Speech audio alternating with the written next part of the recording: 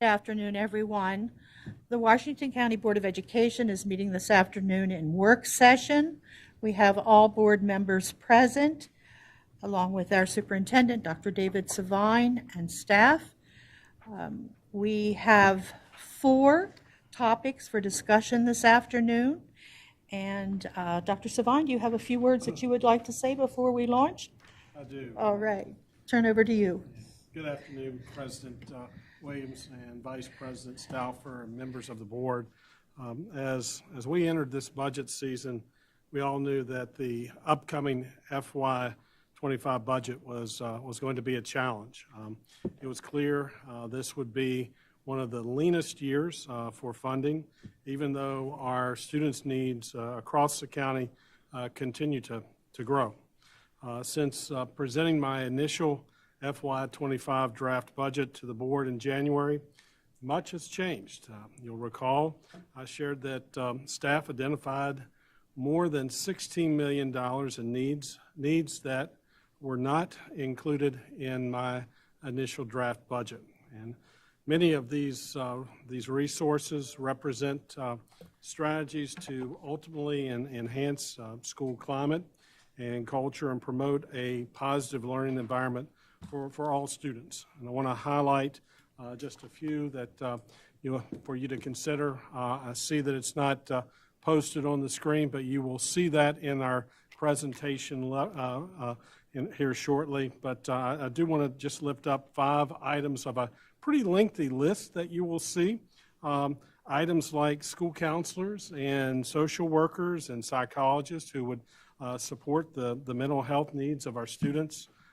School safety and security assistance, expanding those to have a presence in all of our secondary schools. And this is a program that we know has proven its value by addressing student behavior concerns in just its first full year of implementation. And then you may recall contingency teachers to have a reserve for student enrollment adjustments. This would help students and teachers alike manage more reasonable sized classes, in particular in our schools that may only have 1 or 2 rounds, and you can see that with an uptick in class size that can be very impactful. Also, I want to mention the importance of school leadership, assistant principals, to ensure every elementary school is staffed with a principal and assistant principal. This is simply a strong, sustainable leadership model that is needed in all of our schools. And lastly, I'll just mention from this list that you'll see that it's quite extensive, that we have special education case managers, and it's worth noting that WCPS has grown by more than 200 special education students in this last year alone. Our case managers' workloads can be overwhelming, to say the least, and I'm so grateful that they continue to give their very best to support some of our most vulnerable students. You'll see, additionally, when you first look at the PowerPoint and the first couple of slides, you'll see that this list is quite lengthy, and you see it now displayed there. I just referenced the items listed in bold, but we'll go into more detail. Those were items over $16 million, nearly $17 million that was not included in my proposed budget. And I'll just contend that this would be adding these items in future budget areas. The impact would be far-reaching from a district standpoint in terms of the positive impact. It was certainly difficult for me not to bring these items forward in a draft budget. And you may recall when I presented the budget in January, I referenced that difficulty. But again, we already knew that it was going to be a very lean year, and I wanted to present a budget that was feasible to attain. Then we had a few other adjustments. When Governor Moore released the state budget, we were faced with more challenging decisions. The governor's budget left a funding shortfall of more than $4 million due to the changes in legislation and the fact that our community, our wealth was actually growing. So as we prepare to finalize the FY25 budget, it's worth taking a brief historical review of these cuts as we are now facing another funding shortfall from our local government. It's necessary to explore options to fund strategies that align with the board's established priorities, in particular the focus on providing a meaningful salary and compensation study. We'll highlight once again some of those prioritized requests that were not part of this budget, but we identified for potential prioritization in FY26 and 27. But we will spend some time talking about some of the very difficult decisions this board has had to make in cutting over $4 million as we are here today. At this time, I'm going to turn it over to our Chief Operating Officer, Mr. Jeff Prue.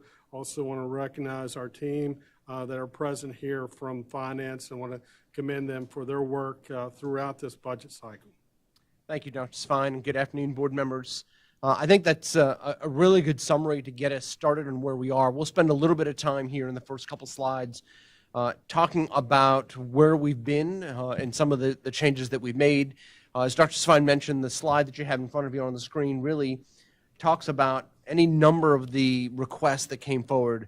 You know, as the board knows and is on your budget calendar, superintendent, finance staff, senior leadership meet with all of our department heads, and we accept requests from school level staff as well for the needs that we have in our schools. And so as we looked at this year's budget year, from what we brought to you in our superintendent's draft budget in mid-January, this is just a selection of the items that did not make for the total of $16.7 million that never made the superintendent's draft, that sort of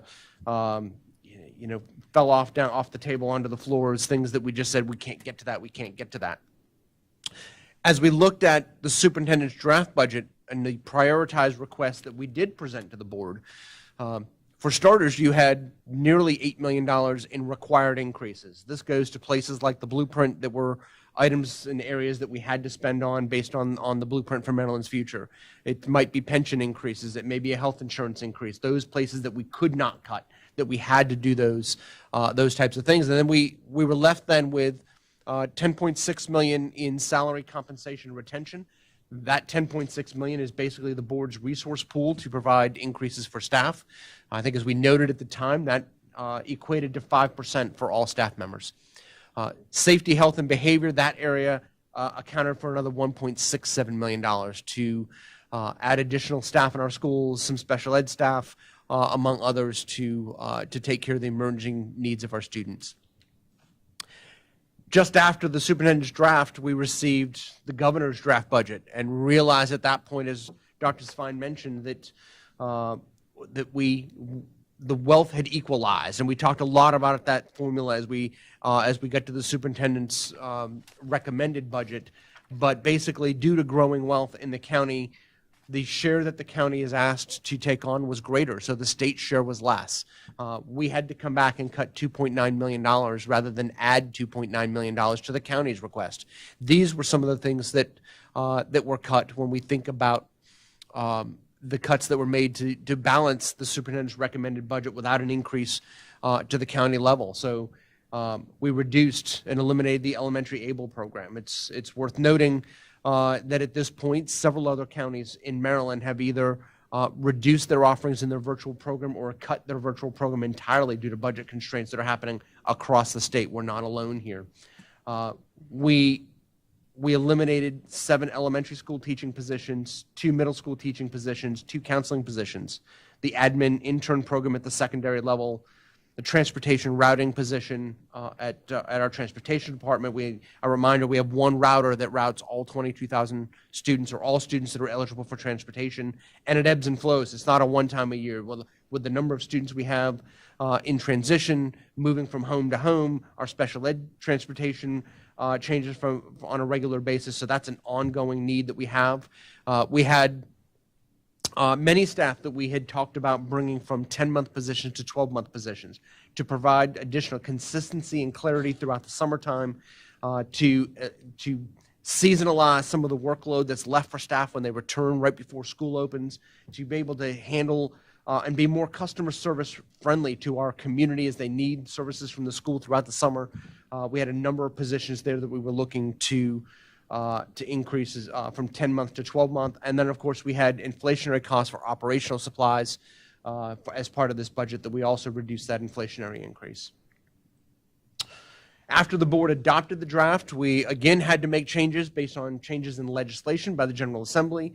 We talked about this at length, and essentially the General Assembly chose to defund the Tier 2 portion of pre-kindergarten. Among other changes, we cut another $1.2 million from this budget. Really, in net result, we had about $1.7 million to cover, $1.5 million to cover. In doing so, we increased our interest income by about $250,000, and then we reduced a number of the preschool or the pre-K positions that we had that were additional, knowing that we had additional funding. We reduced those so that we're still meeting the requirement of the blueprint, but we're not adding additional positions at this point.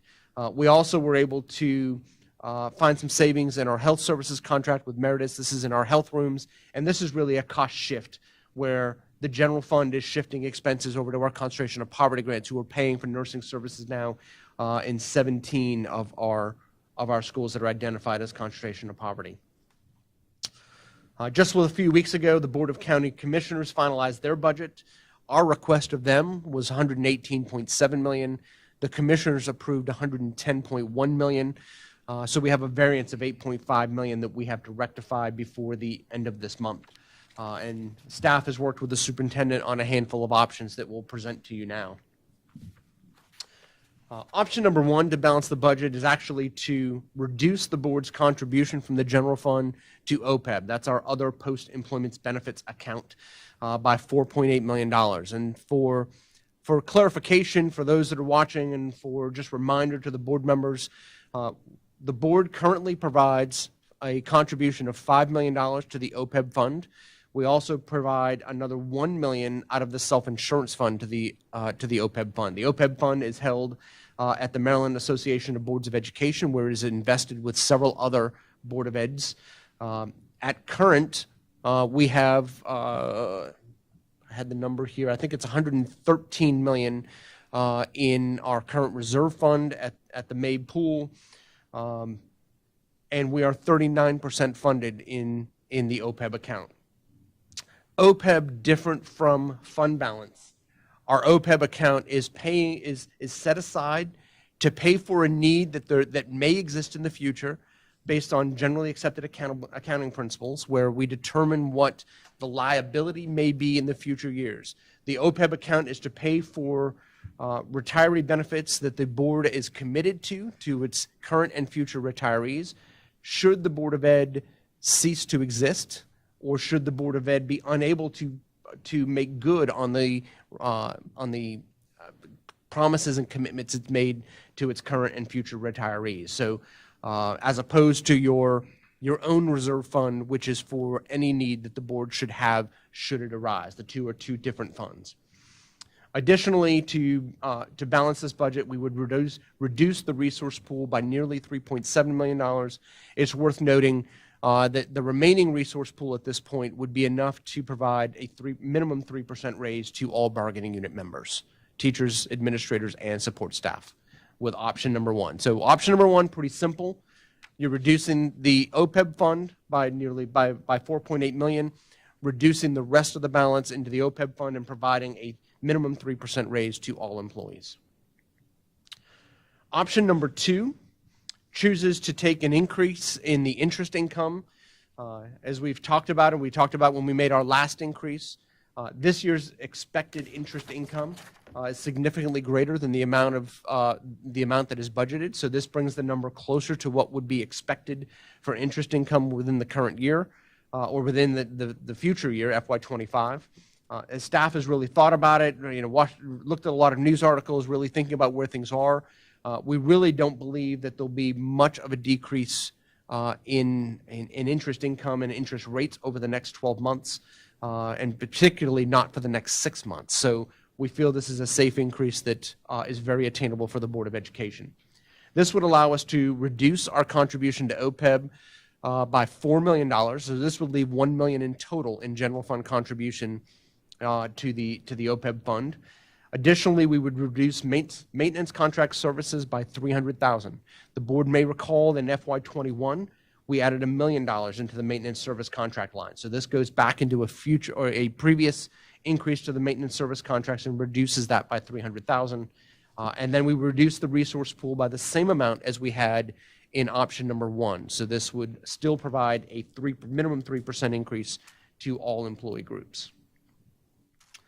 Option number 3 takes an increase in interest income of $251,000, so a little less than option 2.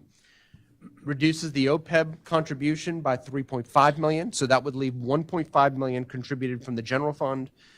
We take a little bit more from the maintenance contracts that was increased in 21, so we reduce that number by $500,000. We would reduce our SRO inflation line. So this is a line that we have to keep pace with where our SROs are funded, with the raises that they have. This $225,000 actually accounts for 2 positions that we believe Hagerstown Police Department will not be able to fill. So this is a place where we will have likely vacancies in the coming year. We would generate, in essence, turnover credit. While we all really talk about turnover credit of our own employees, but this would be a turnover credit or a vacancy within our SRO line, which is why that number is uniquely selected. We've planned for $364,000 in bus inflation for the purchase of our replacement buses in the coming year. This would reduce that line entirely. We would think more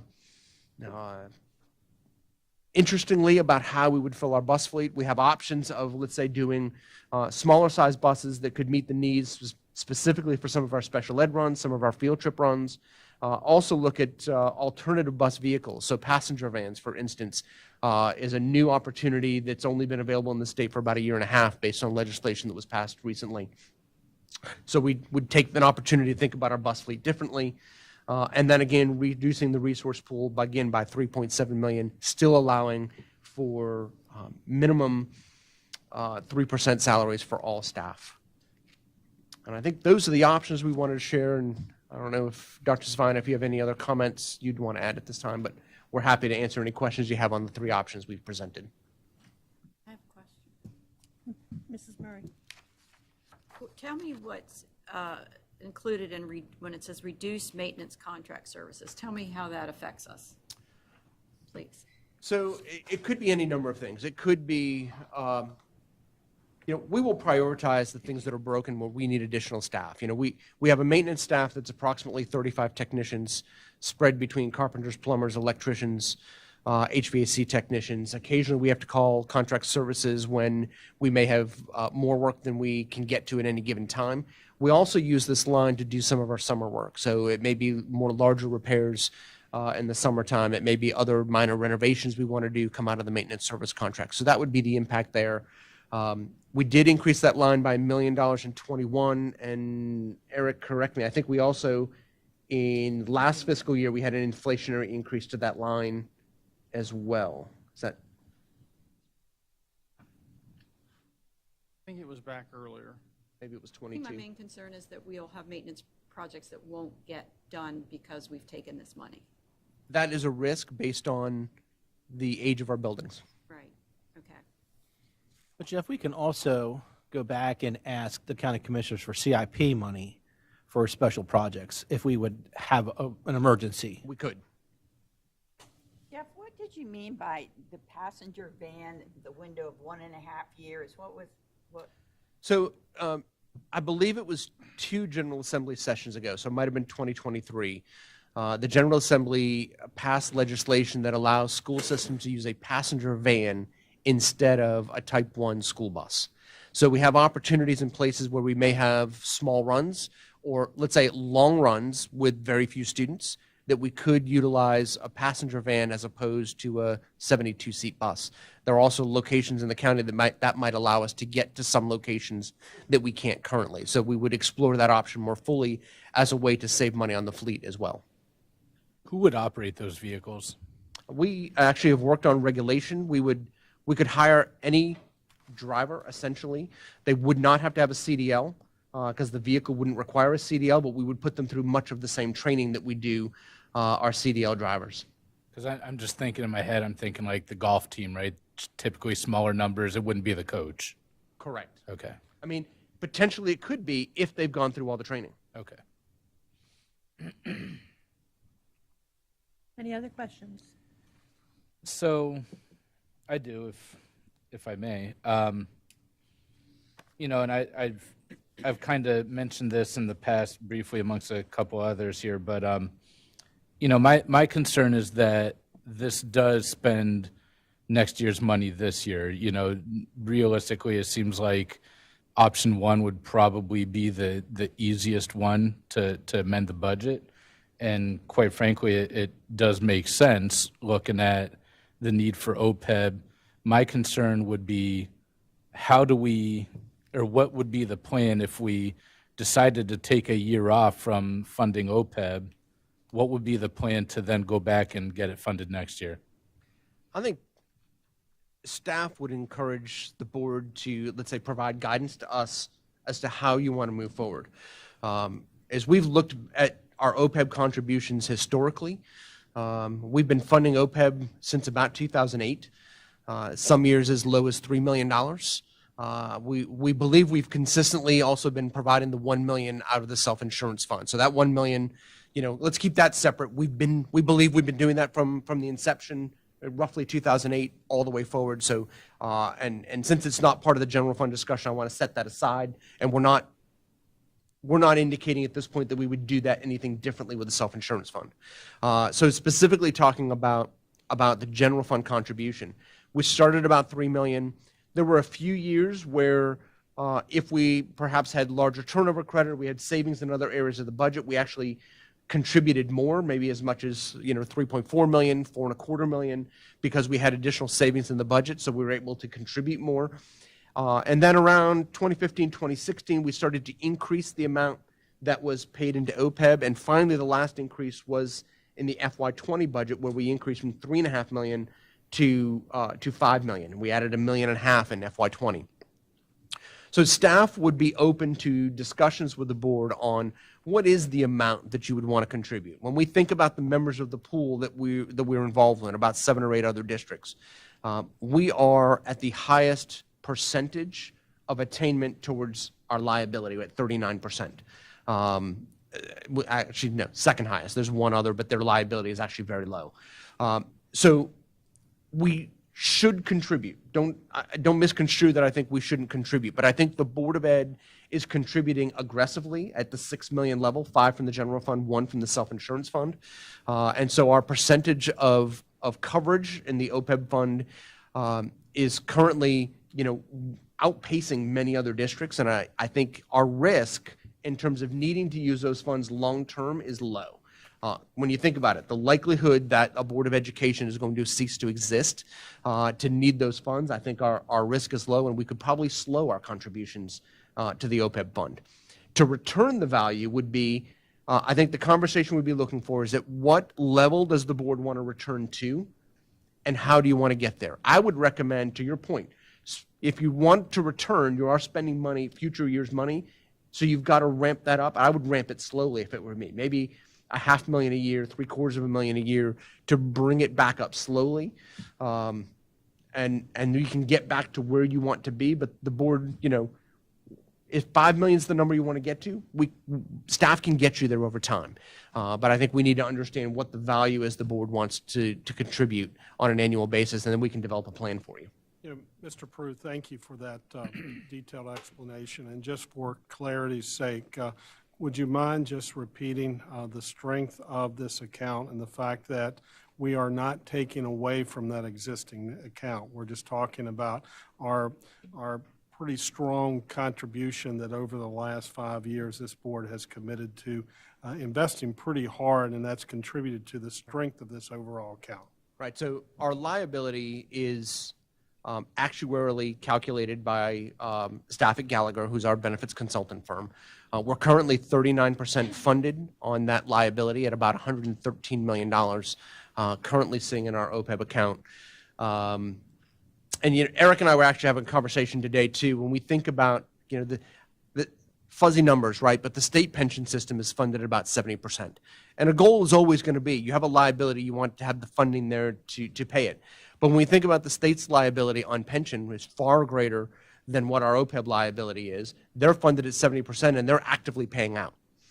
You're at 39% on a fund that we're not pulling from, you're not paying anything from it, it's just sitting.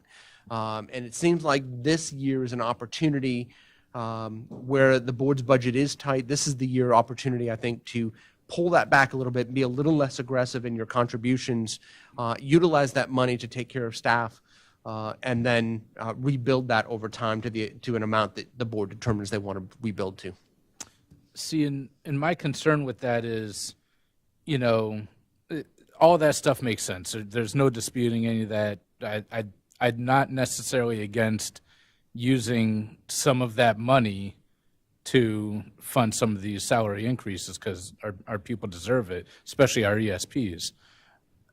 My concern is that we have, I don't know if tool is the right word, but it's one I'm going to use, that we have this tool to go in and maybe reallocate it so that we can go and take care of our staff. But we're not, I don't see how we could go and take $5 million from this, roughly, and realistically get back on track with that. This is something where I understand the need to maybe use a little bit of it this year when we're expecting a lot more money in out years. But by doing it this much, we don't leave any of our powder dry. And what happens next year when we get significantly less money than what we expected, like we did this year? So what would be our plan then? Because we would have nothing. So what would our plan be then? When I think about the projections in the out years, and I've tried to be very conservative in calculating enrollment growth, calculating special groups growth. So what does our ML population look like? What does our special ed population look like? Our farms, free and reduced meal rate population, and applied that to the statutory per capita rates that are provided in the blueprint. What I see, and I think what we shared thinking back to the superintendent's recommended budget, is that by FY26, we will be in the blueprint formula. And what I mean by that is I'm really talking about the local level. The state pays their amount, they wealth equalize, the voodoo that happens behind all that with net taxable income and everything else. But the local share of the blueprint will finally, in FY26, outpace MOE. And when that happens, we will get the money that is required under the blueprint. Whereas right now, because the local share of the blueprint is less than MOE, if there's cost shift like there was this year for wealth equalization, and the state shifts money to the locals and you're under MOE, well, we get MOE and that is what it is. When you're in the blueprint, the number is what it is. And whatever the state contribution is, we'll get, and whatever the required local contribution is, the county will be required to give that to us. So I think moving forward, we're budgeting based on that, and then the board can decide whether they want to ask additional above that. But we have to know that within our base ask, we have to cover what we want to cover within that base ask. And then we can decide this is what we would do if we wanted to request additional money. So I hope that's helpful. It is. There's nothing that says, because like you said, you've been conservative with what your estimates are, and then through no fault of your own, we get less than is expected, and laws change and numbers change. I guess my concern is that we've made cuts to programs that directly impact students, like cut the elementary portion of ABLE. What other positions or anything have we cut from our budget this year compared to the 23-24 budget? So if we go back a little bit in the slides, and I'll go back to here. So here's a listing of positions. Some of those were, transportation router was a proposed new, but the admin intern was an already existing positions. The school counselors were existing positions, as were the middle school teachers and elementary teachers. Those were existing positions in the current year's budget. If we go back all the way to here, these were all proposed new positions that never made the budget. Many of which, the top 5 or 6 there that are highlighted in bold, that Dr. Safine highlighted in the opening, based on the need that we have and where our students are. And you really, when you think about it and you look at that list, we've always put contingency teachers, or really tried to always have contingency teachers. I would say vast majority of years more than others, there have been available contingency teachers, often used at the elementary level to deal with enrollment fluctuations that may come. School safety and security assistants, school counselors, social workers, psychologists, special education managers, all of those point to the changing needs of our students and really keeping our buildings safe for students and staff. And those are probably the key areas where we had to draw a line with this year's budget that really just didn't exist. yeah, and, I get that, and no matter what, we're going to have to make tough cuts. But to me, there's other positions that we've created over the past 2 or 3, maybe 4 years since I've been on the board that are brand new, that don't directly impact students at all. But it looks to me like all of those that we've taken out, I don't know that how many of those positions that we cut, they're actually in front of the students on a daily basis. And I just struggle to support a budget where, I just feel like we could have cut more before we had to dip so much into that OPEB liability. Okay, I have a question. Yeah, I'm done. Thank you. Okay, I have a question, staying on the topic of OPEB. And I want to reiterate, we're not touching the fund. The fund is $113 million. Yes, ma'am. What we are talking about doing is suspending this year's contribution, which we have aggressively, to use your words, increased over a period of how many years? 3, 4? This would be the 4th? 2020 was the last increase. We had 5 years at $5 million contributed from the general fund, Okay. including this year. Okay, so we would be saying, this year, we're not going to put $5 million into that pot of $113 million, Correct. okay? And then I heard you say, as a board, we need to decide the amount we want to contribute, because now we're realizing that $5 million perhaps was too aggressive. Perhaps. It could be argued. In addition to the $1 million that we're taking out of our self-insurance fund, $6 million. Correct. Correct?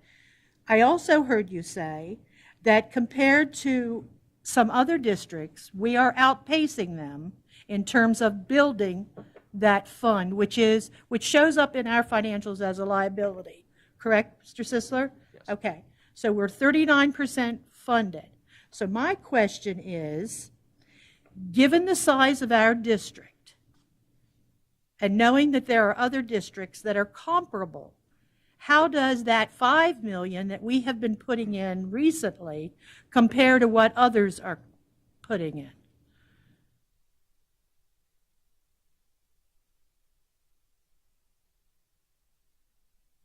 Sorry. I have a report from the end of April. This was the last report we received from the OPEB Investment Trust. And if you look, so a lot of districts won't contribute until right at the end of the year, so it might not be yet shown on this report. But there were one county that's about our size, maybe a little bit bigger, had contributed $3 million up and through April. Another had contributed $4 million, who's very similar in size to us, and we had contributed our $6 million by the end of April. And those were the only districts who had contributed out of 10 districts who are in the OPEB trust At all, contributed at all? so far through April for this fiscal year. Now, when you, Mr. Sisler, when you say they wait typically to the end of the year, would that be money that then drop into their fund balance if they wouldn't make the OPEB contribution? Could potentially if they were funding it from their general fund, yes. Okay, and is there anything to say that if this board decided that we could next year take $5 million that we didn't put into OPEB this year and put it into OPEB from our fund balance? We could. Okay, If we go back, I think Mr. Prue mentioned it, there were a couple years, about 8 or 9 years ago, that we did, our budget, we were budgeting $3 million to come from the general fund, and we contributed like 4.3 or 3.75 as part of our budget adjustments. If we had some money, we moved a small portion. okay. Just for clarity of the board, I know this was mentioned earlier, but we may want to start with the first year that we have record in terms of contributions. I believe that was probably around a $1 million contribution, which was progressed later to, I believe, $3 million, and then from 2020 to now, it was right around $5 million. If you could kind of give that rundown, because I think that would be helpful for the full board to hear that cycle and once again, recognizing that, if I heard you correctly, Mr. Sisler, that out of those 10, there were one of 3 that's actually still aggressively contributing, at least based on the April report, correct? April. I'm sure there's others that will be coming in at the end of the year, but yes. So, looking at the report we ran, first year of contribution was 2008, and we were contributing 2.5 million. We then increased in FY9 to 3.25 million, and in FY10 to 3.5 million, which stayed steady for 3 years. In FY13, that amount was dropped to $3 million, and for the next 5 or 6 years, through FY17, we only contributed the 3 million, or would only budgeted the 3 million, and in FY18, that amount was increased to 3.5 million, and in FY20, it was increased to 5 million. So this wouldn't be the first time that the board chose to reduce their allocation to the OPEB fund, perhaps in a time of financial need. I'm sorry, what was the first year of the contribution? 2008, FY08, When was this created as a line item in the budget? probably 8, Right about that time Yeah. period. What did you say 2010 was, please? 3.5 million.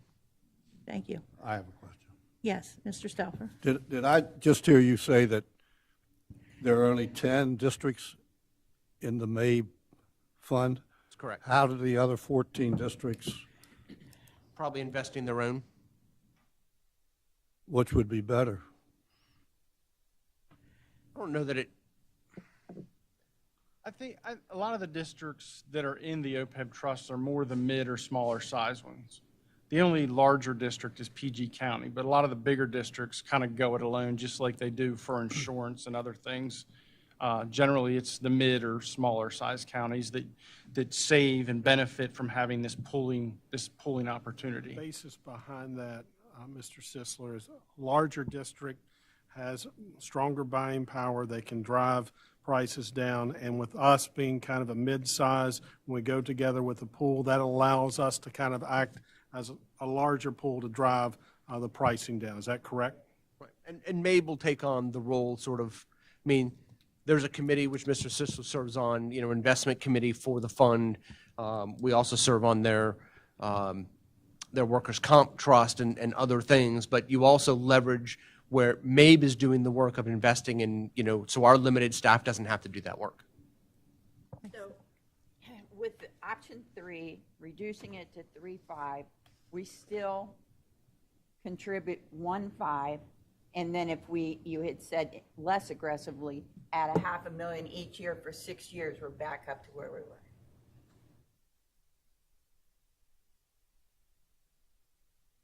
$500,000, if you want to get back up to the 5 million, it would be $500,000 for 7 years, but yes. Mrs. Murray had a question. Oh, no, Mr. go Snyder, okay, go ahead, Mr. Snyder. So, as you mentioned, we've been aggressively funding it for a couple of years, and if we're going to go with any of these options to reduce the funding, what would be the benefit to option 3 compared to option 1 if we're going to already back off funding so much to such a strong balance? If all these services, as you mentioning, especially maintenance services, could directly affect our schools in the next coming years? If I think I was in the board member's shoes, I think I would lean towards option 1 or 2, to let this fall primarily on the shoulders of the OPEB contribution to limit the impact you're going to have potentially on school operations. So when I think about reducing the maintenance contract fund by $500,000, is, in the discussion with Mrs. Murray's question earlier, we stand a risk with, especially with the aging of our buildings, we stand a risk that we're limited in some of the repairs or project we may do. I also look at this list and we've put option 3 back on the screen.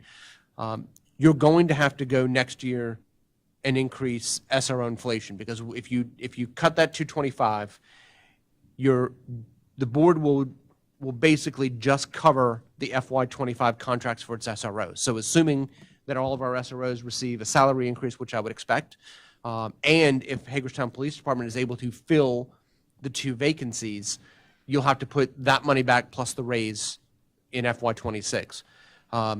Reducing the bus inflation, there's only so much need for an alternate vehicle like a passenger van or a half-capacity bus.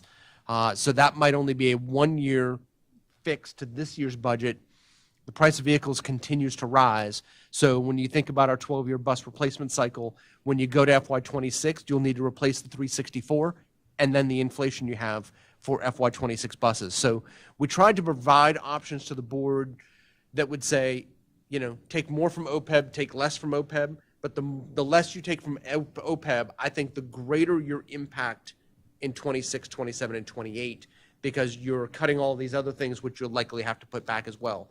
Whereas I believe the OPEB, you could slow roll over years. To your point, we could $500,000 per year until we get back to where we want to be. And maybe it's $5 million, maybe it's less than $5 million. Maybe I have a simplistic understanding of this, but this OPEB fund would only be touched, am I right or wrong, if the Washington County Public Schools and the Board of Education ceased to exist as an entity. And it was created by the state. The state's going to close public schools down in Washington County?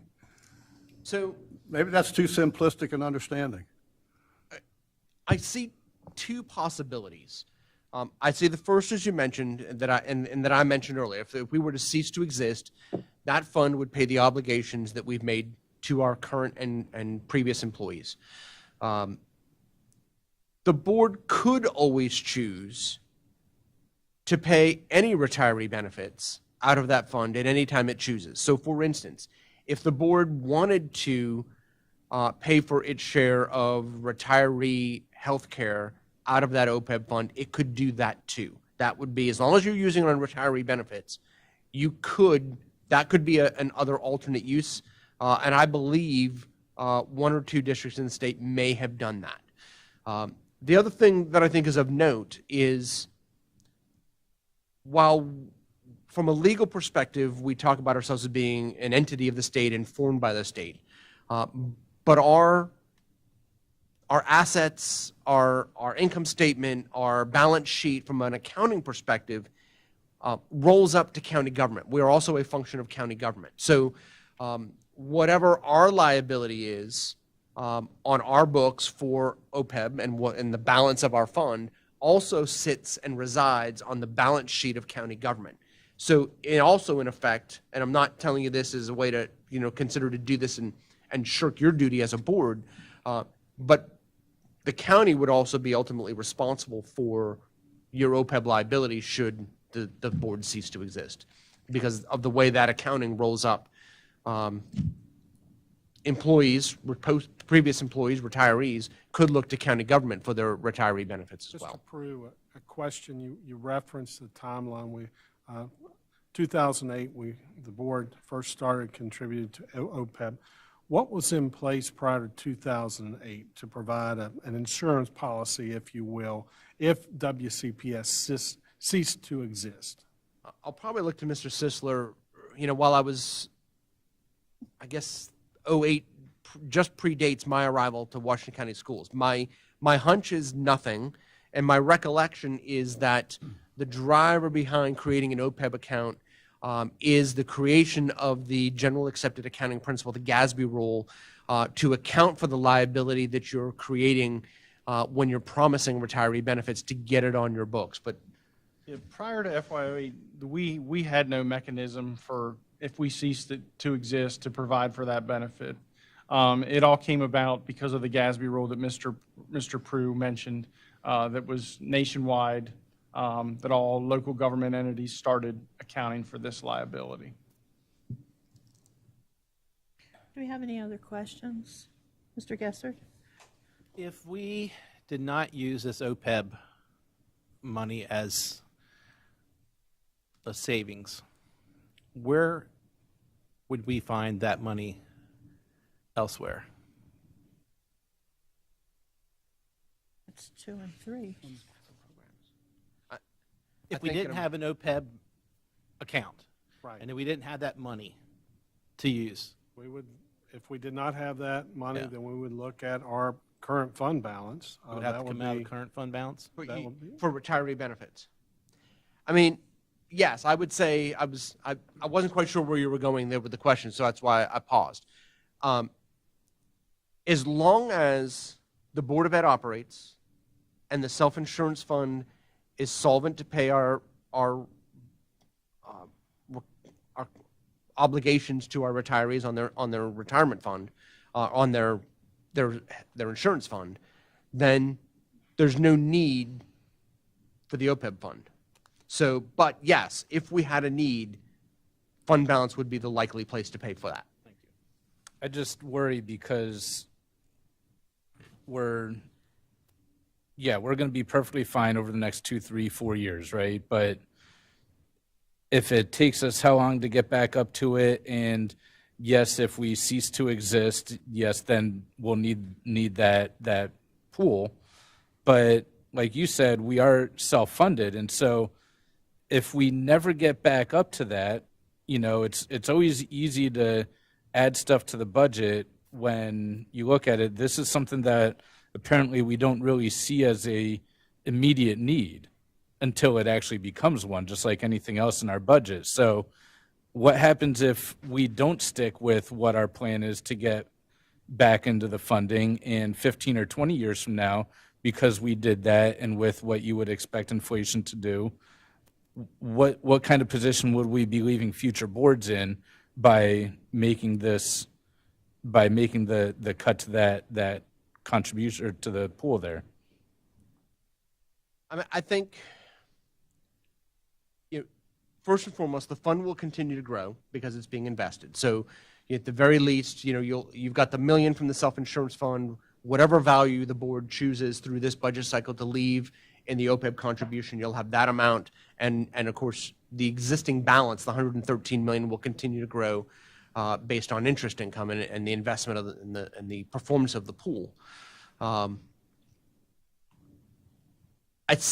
think in terms of the rest of your question, where do we leave the future boards? I really think that could be said of any decision we want to make in terms of whether it's a cut to a program or a cut to a staffing to balance this year's budget is when does it get put back in?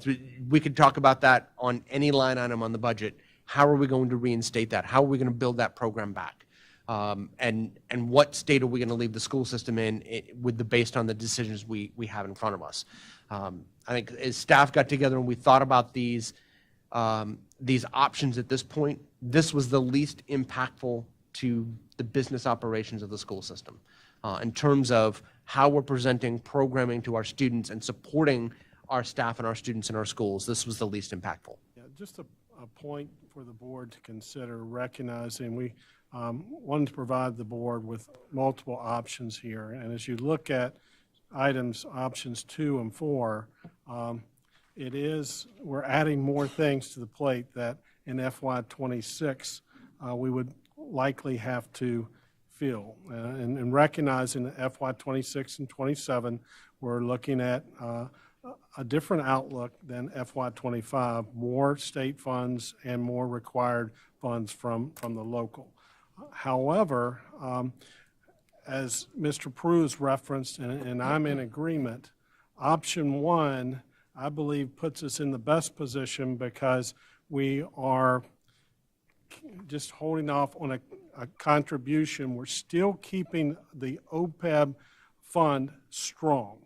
Now, we're not touching that fund at all. And then the board, as you heard the historical perspective, there have been times since 2008, it's ranged from 1 million to 3.5 to the last 4 years, 5 million. Recognizing that, in a lean year, when you have a strong fund, it allows you, in this case, to do more towards employee salaries, which was a priority of this board regarding the budget process. Now, keep in mind, we have 16 million of true needs in addition to the 4 million, over 4 million there were cuts in this budget process. So I mentioned that piece in terms of we have a backlog. And in FY '26 and '27, we will have more dollars, blueprint dollars and local dollars, but the needs are still going to outpace those funds, and we'll begin to have to prioritize. I do believe while this budget cycle, with it being as lean as it is, we've narrowed it to really essentially a salary initiative for all three of our unit groups. Next year, my recommendation for the board is to best position us so that we can address some of these critical staffing needs that I highlighted as I opened up. And we'll have funds to do that, along with continuing a salary initiative to remain competitive. And I believe this option one allows us to tap into a wise, prudent board that has invested aggressively over the last 5 years, unlike most districts. And it's put you in this position where in a lean year, you can make this adjustment and support our employees with a meaningful salary initiative. And then also, if you consider option one, then that probably puts you in the best position to address staffing and salary needs for the next two budget cycles. Now, we can't speak to FY '28 because there's a lot of uncertainty there. But we can speak with certainty to what we know in terms of state dollars and local dollars in FY '26 and '27, and those state dollars, the percentages with the blueprint funding are going up. Mr. Prew, would you like to add, just for clarity's sake? Nope, I think you're right there. Thank you, Dr. Savine. We're having great discussion, great questions, building great understanding. Dr. Savine, do you and staff need a consensus as to which one of these options the board would like you to pursue? So, looking at the agenda, if there are no more questions or any further discussion, are we to the place where we want to reach consensus as to the direction we want to take? That would be preferred. Dr. Zentmeyer, you look puzzled. You're not ready to go there yet? Dr. Zentmeyer, you mean? I am. What did I call you? Dr. Savine. I'm sorry. I looked at you and called you Dr. Savine. all right. I Dr. knew you- Zentmeyer, I knew I'm you were sorry. talking to me. I'm sorry. I'm Not a just problem. looking at the time, looking at the agenda, and just wanting to keep things on track. I didn't know we were going to reach a consensus right now. That was my understanding, but if that's not the understanding of my colleagues, or, You're looking at just suggesting a straw poll where we are. Yes. Perspectives. Right? yes, just a feel for where we are. I'll what- say this. What we want to empower staff to do. I'll go out on a limb here, probably get criticized for it by some people in the community. But if we're going to cut OPEB, we might as well just take the whole 5 million. I want to see the salary resource pool kept at the highest level possible. We cut the resource pool last year, and we were criticized by a gentleman for not taking care of the employees. So this year, we've got to try to do it. We're going to lose our advantage here in a year or so because we've already got a high starting salary, but other school systems are going to catch up to us and so forth. We're already losing people to higher paying counties. I'm for taking the $5 million of the OPEB, keeping the resource pool as high as possible. So you're asking for option 4? Pardon me? Option 4. Option 4, one with adjustments. That was just my take on it, that's all. I was just wondering, because we're doing a straw poll, I needed to know how many options were on the table. There's no option, that's my take. That's his take. Anyone else want to speak to where they are with regard to the options presented to us? Mrs. Murray? I think because of the blueprint funding for next year that's projected, and Daryl, I understand where you're coming from, I really do. These are tough decisions to have to make. I think, for lack of a better word, the cleanest decision is number 1.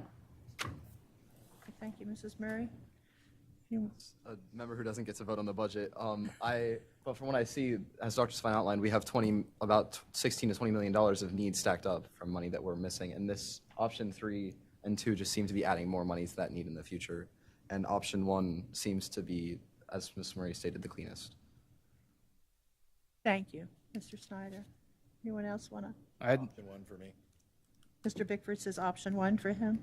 I just see that we are taking almost $8.3 million from other areas to fund these salary initiatives that I do think are very valuable. I don't think we looked at all the right cuts, and I can't vote for any of these 3. It's going to leave our system in a bad position, I think. I think we need to look at other cuts, and so that we're not relying on $8.3 million just to break even next year. Well, we already know we're not going to get $8.3 million next year compared to this year, so we're just putting ourselves in a huge, huge hole.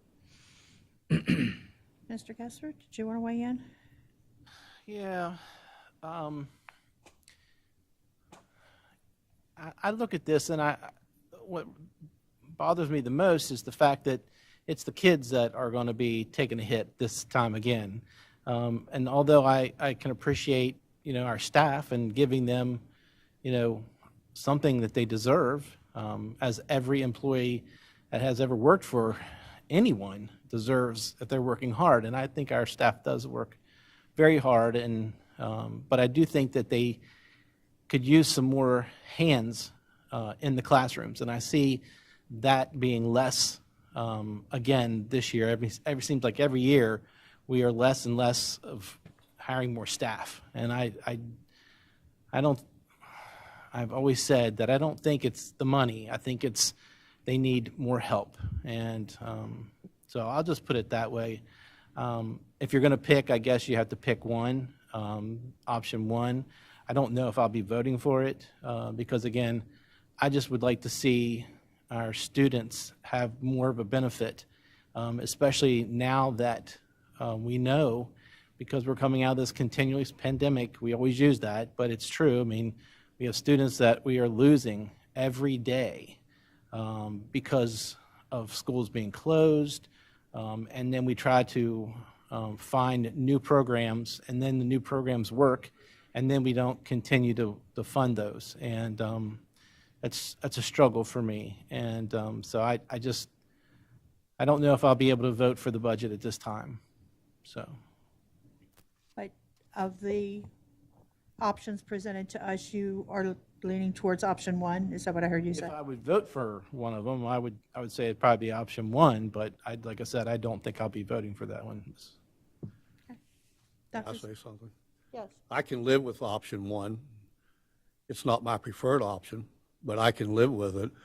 But I would say also that we help students in classrooms in many other ways other than just having teachers. Social workers in the Engage programs, parapros, all those types of things are help students in many, many ways. Resource officers, school safety assistants, all kinds of ways that we help students. That's what you said, right? Yeah, and they just keep cutting them. I agree with what you said. Anything that touches a child needs to be maintained. We need to do that. So the closest we can get right now, if we were going to vote, would be option 1.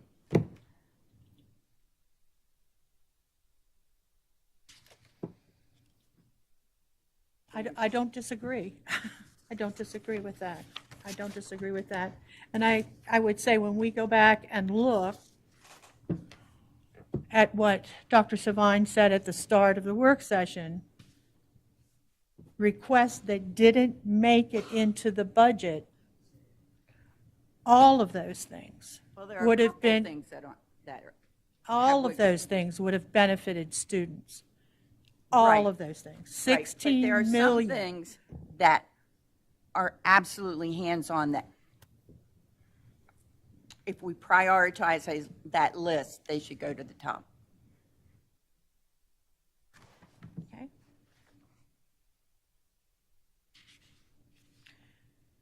So speaking of priorities then, recognizing that our number one priority for this budget cycle was salary, compensation, and retention, I think we're holding to that number one priority. Absolutely. Pardon? Yes, he did. He said no, he said option 1. And so, and I also think option 1 is, for lack of a better word, the cleanest, the one that makes the most sense to me. I would say it's the one that's the least dirty. The least dirty? Yeah, it's not a good option. It's Well, that, we need to. that's your opinion. Yeah, we And I need to make more respect that cuts. you have an opinion, but I also respect the experience of the superintendent to my left, who has years and years and years in systems other than this one. And I respect the expertise of our financial staff, and I'm apt to go with them and what they think. I don't think they're going and to I steer us. respect that, too. I I don't think just- they're going to steer us wrong. Right.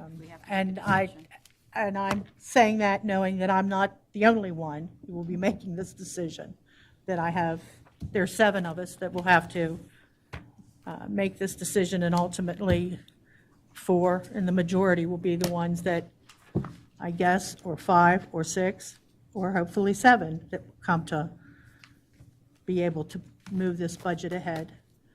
And I like I said, I understand, I always say there's a reason why there's 7 of us. It's just, man, to expect almost $8.3 million to come back in our budget next year just to make this year even, on top of everything else we're going to need, I don't see how we can, we're really, I'm just really struggling with this. There's other cuts that we should be making. Again, when I hear Mr. Prue say, we need to decide as a board what we want that OPEB contribution to be, that's a large portion of that 8 million, is it not? It is. Okay. Okay. Is there anything else before we bring this to a close and move to our next agenda item? Dr. Savine? Staff? Okay, thank you. Our next item for discussion is our facilities master plan update for 2024, and we have Mr. Prue, our Chief Operating Officer, Mr. Rob Rollins, our Director of Facilities Planning and Development, and Mr. Chad Criswell, our Senior Project Manager and Planning Supervisor, with us to lead us through this discussion. So, good afternoon, gentlemen. Good afternoon, and I think you've heard enough from me over the last hour, so I'm going to try to be very brief. And let the guys to my left here do most of the talking. They're the experts in this area. So the matter in front of you at this time is the discussion on the 2024 Educational Facilities Master Plan. Again, this is a plan that is updated annually. Staff brings this forward each spring, has to be down to the state before the end of the month, so we'll be seeking board's approval during the next business meeting. It is the basis for the 5-year capital improvement plan. And as always, I think we say it's one of the 3 sister documents, sort of the trilogy: the comprehensive maintenance plan, the educational facilities master plan, and the capital improvement plan all kind of fit together. But we look at our community, where the developments are coming. We look at facility inventory. We look at enrollment, and of course, we look at board policies as well. Just as a reminder, the Board of Education is entrusted with the care of 47 schools, land area of over 1,000 acres, and nearly 3.5 million square feet of building under a roof. And of course, those totals do not include our administrative properties here and also at 820 Commonwealth, where we have our transportation depot. So we look at the current infrastructure. This is a chart we share with you annually in terms of how we look at our systems, how long a building and or its system should last, how many of them we have. It's important to note, we talk about buildings themselves. We give an expected life cycle of 50 years, and that's not that the building itself has to be replaced, but at least we need to be thinking about modernization. What's going on with that building? Do we do a full renovation to bring that building up to today's educational standards? That's something we consider when we look at our infrastructure. These are the chapters of the book: the goals, standards, and guidelines in Chapter 1, community analysis in Chapter 2, the inventory and evaluation of our current infrastructure is in Chapter 3, our enrollment data in 4, and facility needs analysis will be in Chapter 5. And I think with that, I'm going to turn it over to Mr. Criswell, who's going to bring you through our community analysis. So Chapter 2 is the community analysis. It's really broken up into 2 parts. It's an overview of the county, which really kind of gives a macro view of Washington County as a whole. We work with county planning staff, Jill Baker, and her staff to go through and update this every year before we bring it to the board. Within the overview, we give new housing starts within the entire county. We identify pupil generation rates that we've recorded. We look at various populations of the different towns and municipalities within the county, and then also give kind of an overview of the map you can see up here of the developments within the county as a whole. The next part of that community analysis, we go through and we look at each of the 7 high school educational service areas. And within each of those service areas, we further break down those developments within each and provide the current status, whether they're in concept phase, whether they're actually getting permits, and we're starting to see some of those dwelling units come to fruition. And we do this for all major developments within the county. So if it has more than 7 units, we provide this information, and we vet it through the towns, the county, and the municipalities. As we keep up with this throughout the year, we share these developments at every facility committee meeting within the board. So this is just basically the end of the year tabulation of the information that we're sharing throughout the year.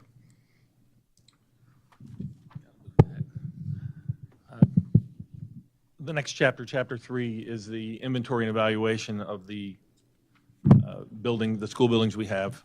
The inventory, we have a sheet in there on each school that goes through and tells you all the characteristics of each school, the SRC, the square footage, the systems that are in place and their age. And we also do an annual evaluation. The evaluation looks at both physical and functional characteristics. Physical characteristics are things like boilers, chillers, windows, walls, doors, and goes all the way out to site amenities, parking lots, concrete, all the physical attributes of the building. And the functional looks more at how many classrooms do we have, of what type. So it might be graded if it was an open school. That wouldn't be as scored as highly as a school that had closed walls around all classrooms, as an example. This annual evaluation we do really helps us target both when we need to replace a school based on those characteristics, but more importantly, we look at each system each year, and it really helps us target our systemic renovation projects, the replacement of those boilers and chillers and things like that on a timely basis.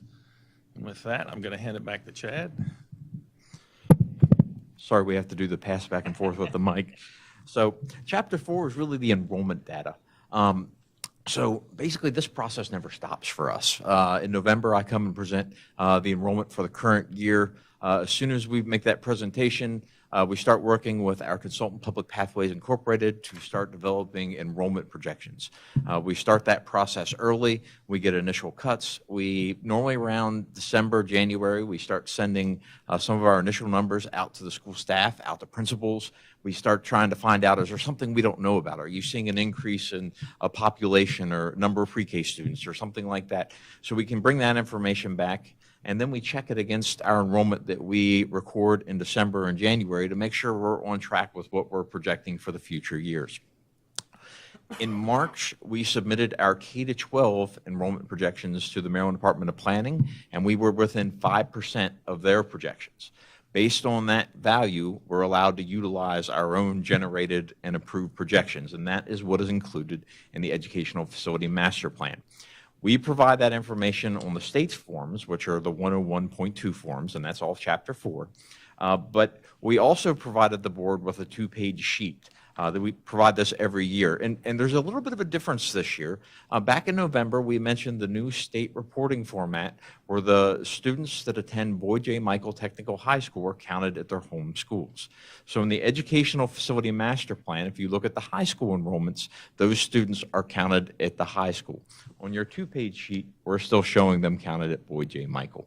It's just a little bit of a difference this year from what we've had in the past, but again, it kind of allows us to go through and meet all the criteria of both the state and how we would use it locally. As you go through Chapter 4, we have several different charts. We go through and we look at birth rates. When we talk about enrollment projections, there's really 2 things that impact enrollment projections. There's migration into the county. If we had 100,000 people come into a county, it's obviously going to have an impact on the number of students that we have. So we watch that. That's through development that we review in Chapter 2. That also occurs through regular housing turnover. As people get older, they either move out of the area or we don't see students until the house gets passed on to a younger generation where we would see child coming from the household. The other component ties right into that is birth rates. We track the number of births that occur within Washington County every year, and then we correlate that to the number of kindergartners that show up 4 years later. We actually have been starting to pay attention kind of to the United States birth rates. We included a new chart this year in Chapter 4 where we've identified the number of births per 1,000 people in the U.S. That has been trending down.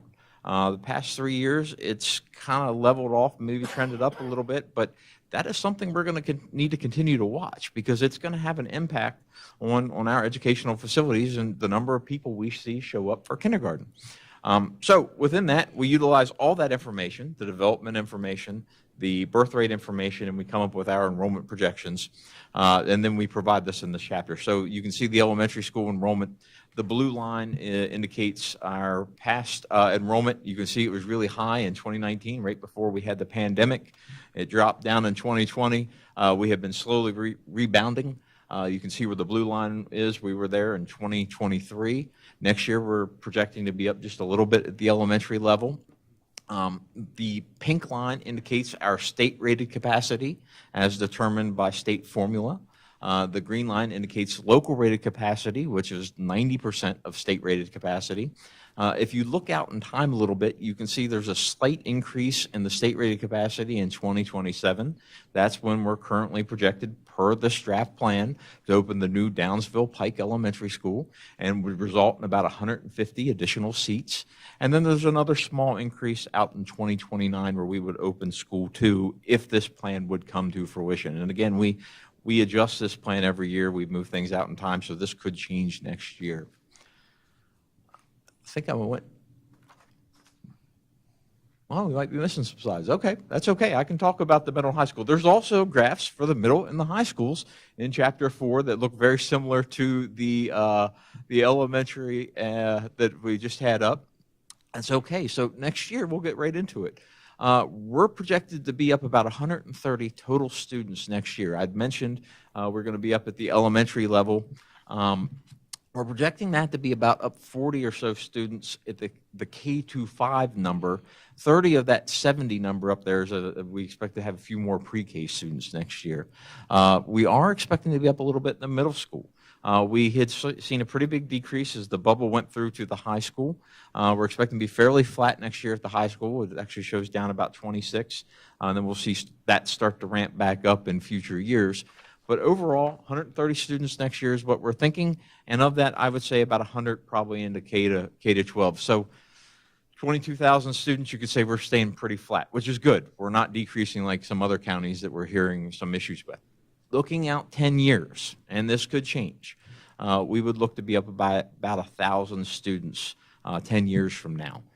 Basically 920, 930 K to 12 students going out based on current birth rates, based on current developments, everything we know today.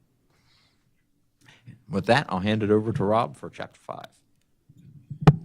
Okay, in Chapter 5, we take all the data that we've gathered in the previous chapters and try to come up with a good plan to move forward for our facilities. This year, we're proposing these 6 projects.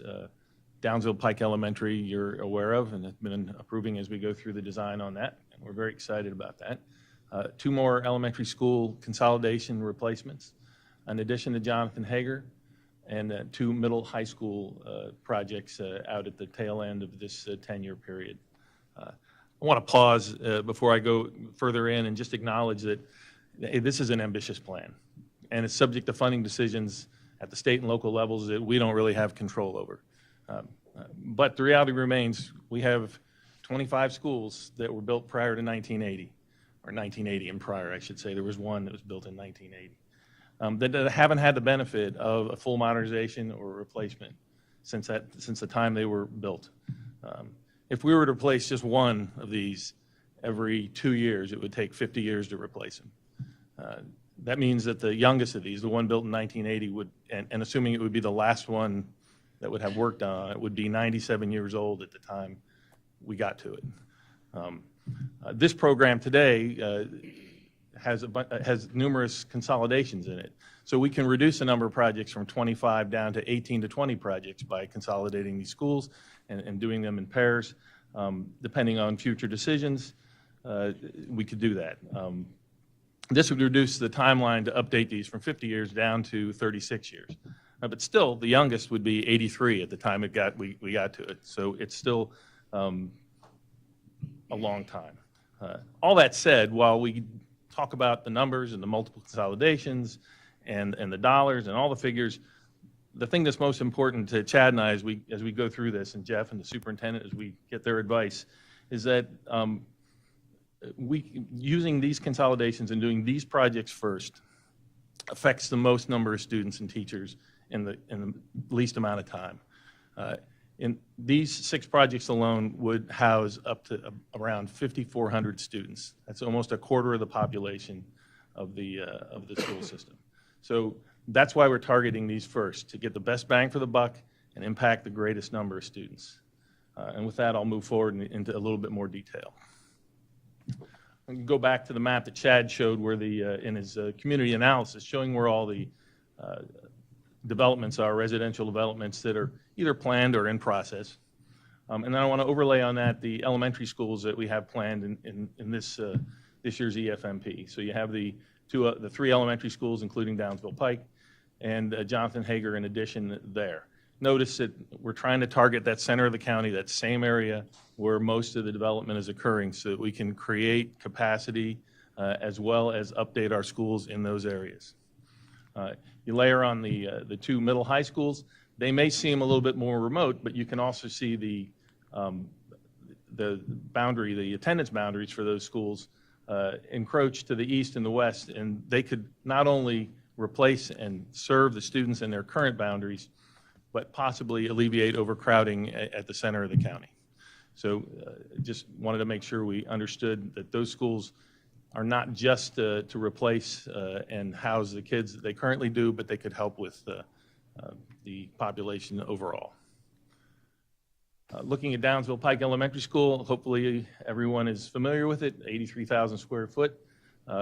Hopefully we're breaking ground next fall, late summer and early fall, and we'll be able to together watch it outside the window here and come up out of the ground and be constructed to open in August of 2027. Estimated total cost at $50,000. We're using some built-to-learn funding. What? 4 million. 50 million. What did I say? 50,000. Oh, let's try 50 million. If I can do it for 50,000, that'd be great. Sorry about that. 1901. I should leave now. The Built-to-Learn funding is a one-time opportunity, and it will require a memorandum of understanding between the Board of Ed County Commissioners and Maryland Stadium Authority. We'll be working with legal counsel to make sure that that all goes smoothly here in the coming months as we finalize the funding. Again, 31 million from the state, 19 million, totaling $50 million. That's at a cost of, based on an estimated cost per square foot of $481. That number comes from the state. We're trying to hold to that budget number, although construction is increasing every year. It could be that the state will give us a new cost per square foot number here in July usually. We expect that to go up. We're going to try to hold the number where it is, but I can't sit here in front of you and make that promise that we will be able to hold on to that $50 million number. We're going to have to move forward with the architect, look at what we're doing, but we're doing everything we can to keep that number exactly where it is. Next two schools are elementary consolidations, school number 2 and school number 3.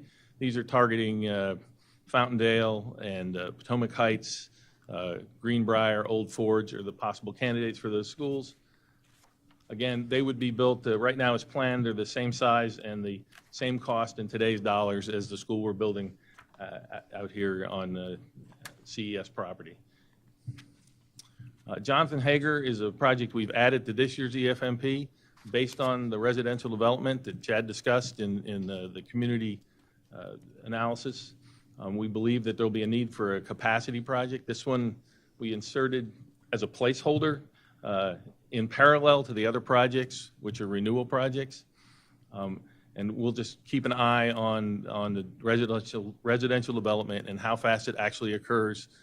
There's a lot of planned communities out there. If they build out as quickly as they might, this project could either be moved forward in time or out in time, depending on the actual development as it goes forward.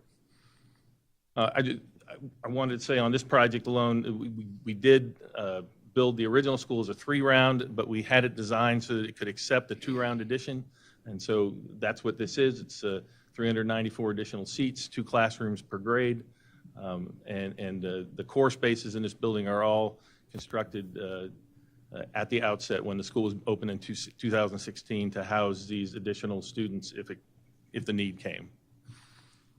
And then we have the 2 middle school, high school projects. Those projects are estimated to have about a 1,500 state rated capacity, 238,000 square feet, and $143 million each. In addition to all those large projects, this year we're also requesting some systemic projects. You can see the list of window, HVAC, chiller, and electrical distribution projects and their ages. And then in the out years, included in amongst the larger projects, we have 4 roof replacements, 3 HVAC replacements, and 3 boiler and chiller replacements. And that is the plan as we have submitted it for your, hopefully for your approval at the next board meeting. And we're here to answer any questions you might have. Colleagues, questions?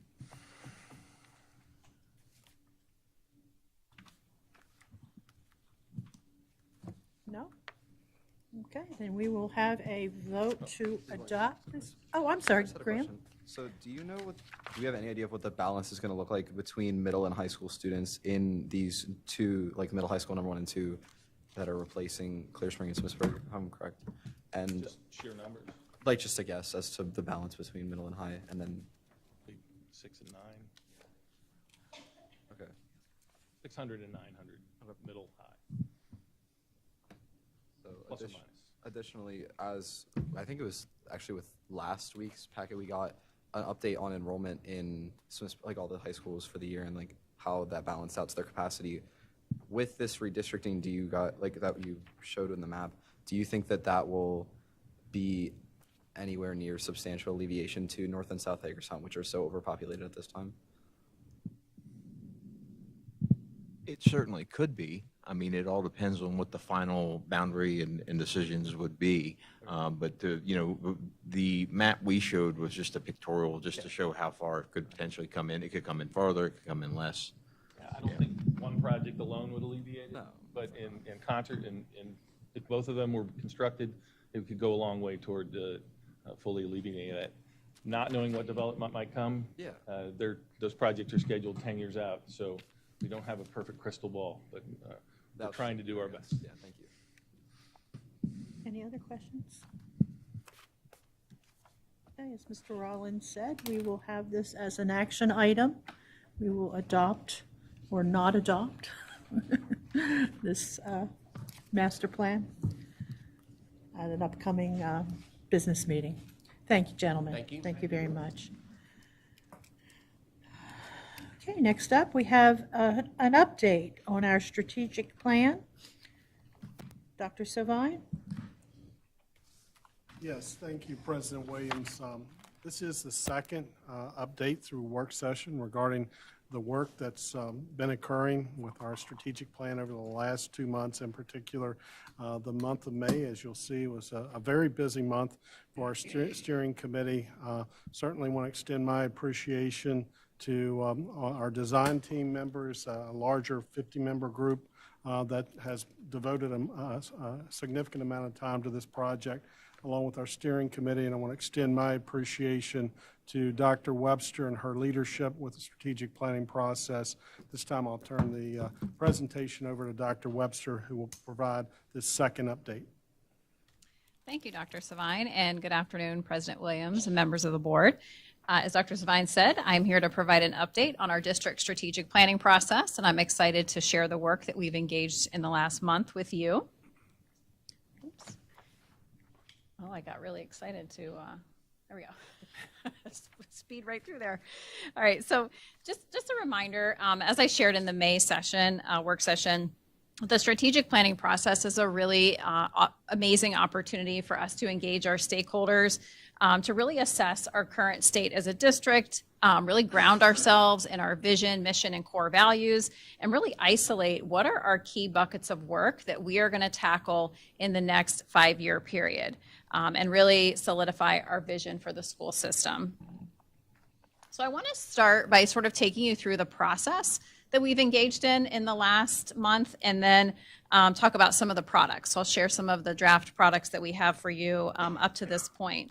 So in terms of process, just a reminder, our 50-member design team consists of staff, parents, and community members, and they've now spent 4 half-day sessions working together, hard at work on our draft strategic plan.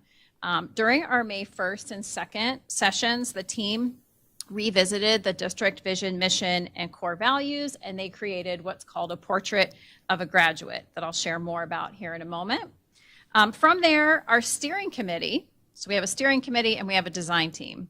And the steering committee is a smaller group. There are 11 of us. It consists of our senior leadership team, 2 principals who are Mr. Rodney Gaiman and Dr. Eric Michael, along with Ms. Burkhart, make up our steering committee. They took the design team work from May 1st and 2nd to, we synthesized what the design team worked on and drafted a new vision, mission, core values, and portrait of a graduate that we shared back with the design team on May 15th. We also shared the initial stages of our work with our association leaders on May 15th for their feedback. Also on May 15th, it was a busy day. The design team met, the 50-member design team met and conducted what's called a SWOT analysis, where we look at the strengths, weaknesses, opportunities, and threats to really assess the current state of our work as a district. Then on May 16th, the design team used the feedback collected early in the process. You'll remember that we did a series of focus groups with students in schools. We interviewed community members, staff members to collect their feedback. That we took that feedback along with our SWOT analysis to identify 4 priority areas for the strategic plan and corresponding goals to match those priority areas for the district. After the May 16th design team meeting, our steering committee met to take what the 50-member team did and narrow that down into another draft. Once we reach the point where we have our 4 draft areas for the priorities and the goals, we paused a moment before we took the next step, because we felt like it was important that we pull our CES, our central office leaders who are engaged in current work and planning future work and have put work into our blueprint submission to share with them, here are the 4 areas that have really bubbled up as our 4 priority areas. What are you currently working on that works towards these goals? And what are you thinking about working on that you've sort of had an idea about, and this sparks some interest and some excitement in work that you have charted? And we collected their feedback to spend, and then our steering committee spent a day going through everything that we collected from our CES leaders to kind of compile that into an initial draft to work from. So we just wanted to be attentive to existing work. We don't need to create new work. We just really need to organize our work and use that to help us think differently. So I would like to start by sharing some of the products that we've worked on. I mentioned the process. Now we're going to look at some of those products I just said that we've drafted. So our vision is a twist on our current vision. You'll see that there are some similarities with our current district vision, and this is where we have landed currently for our aspired state. This is what we are visioning toward, where we aspire to be as a district. Cultivating learning communities that spark curiosity, ignite creativity, and inspire success. Now, how we will get there. Our mission. WCPS educates and empowers each student to achieve independence and contribute to a diverse and evolving society. And our core values, these are really how we will behave. So we uphold academic excellence, we focus on engagement, we have a growth mindset, we foster a sense of belonging, we promote wellness, and we build community in all of our schools and offices. I mentioned the portrait of a graduate earlier. The concept here is that we thought about what are those competencies that we really feel like students who leave us need to have. And we are appreciative of our community members who are part of our design team, because it was very helpful to hear what they see on the other end when they're hiring our graduates, and having their input was very helpful as we thought through what are the competencies that we want to see pre-K to 12 that we're weaving in consistently in our students' experiences to ensure they leave us ready too. And so what we identified is that we need to ensure content literacy, ensuring all of our students develop that literacy no matter what content they're in. They are literate. They're able to understand, analyze, and evaluate information within each content. We also develop critical thinking skills in our students. We develop strong communication skills for our students, and we promote key interpersonal skills. This came up a lot in our feedback from students themselves and staff, the need to spend intentional time developing some interpersonal skills that really promote a positive and healthy community, like taking initiative, conflict resolution, perseverance, grit, those kinds of traits. As our team moved forward to identifying the goal areas, we kept these objectives and strategies, or we kept these in mind as we started to develop our objectives and strategies. So now, as I mentioned, our design team and steering committee have identified these 4 priority areas for our strategic plan. The first priority area focuses on student success, that we will engage each student in authentic, rigorous learning experiences to prepare them with the skills, knowledge, and habits to maximize their full potential. Priority area 2, access and opportunity, that we will identify and address barriers that impact student learning and success. Priority area 3, culture, safety, and wellness. WCPS will create a safe, engaging, and supportive learning environment for each student and staff member. And finally, community engagement.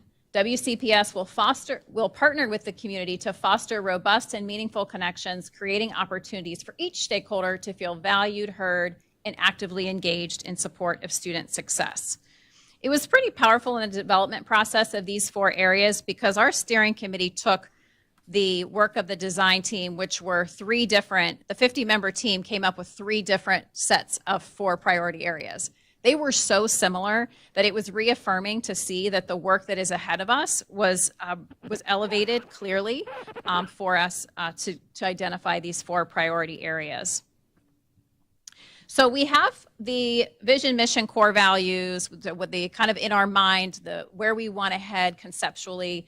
We've identified the bodies of work that need to be accomplished. The next step for us is to really to take back those 4 priority areas to our design team. We need to work with them to identify the objectives and strategies. So if these are our goals, what are the objectives, 3 to 4 quantifiable actions that we need to take to achieve and promote each one of these 4 goal areas?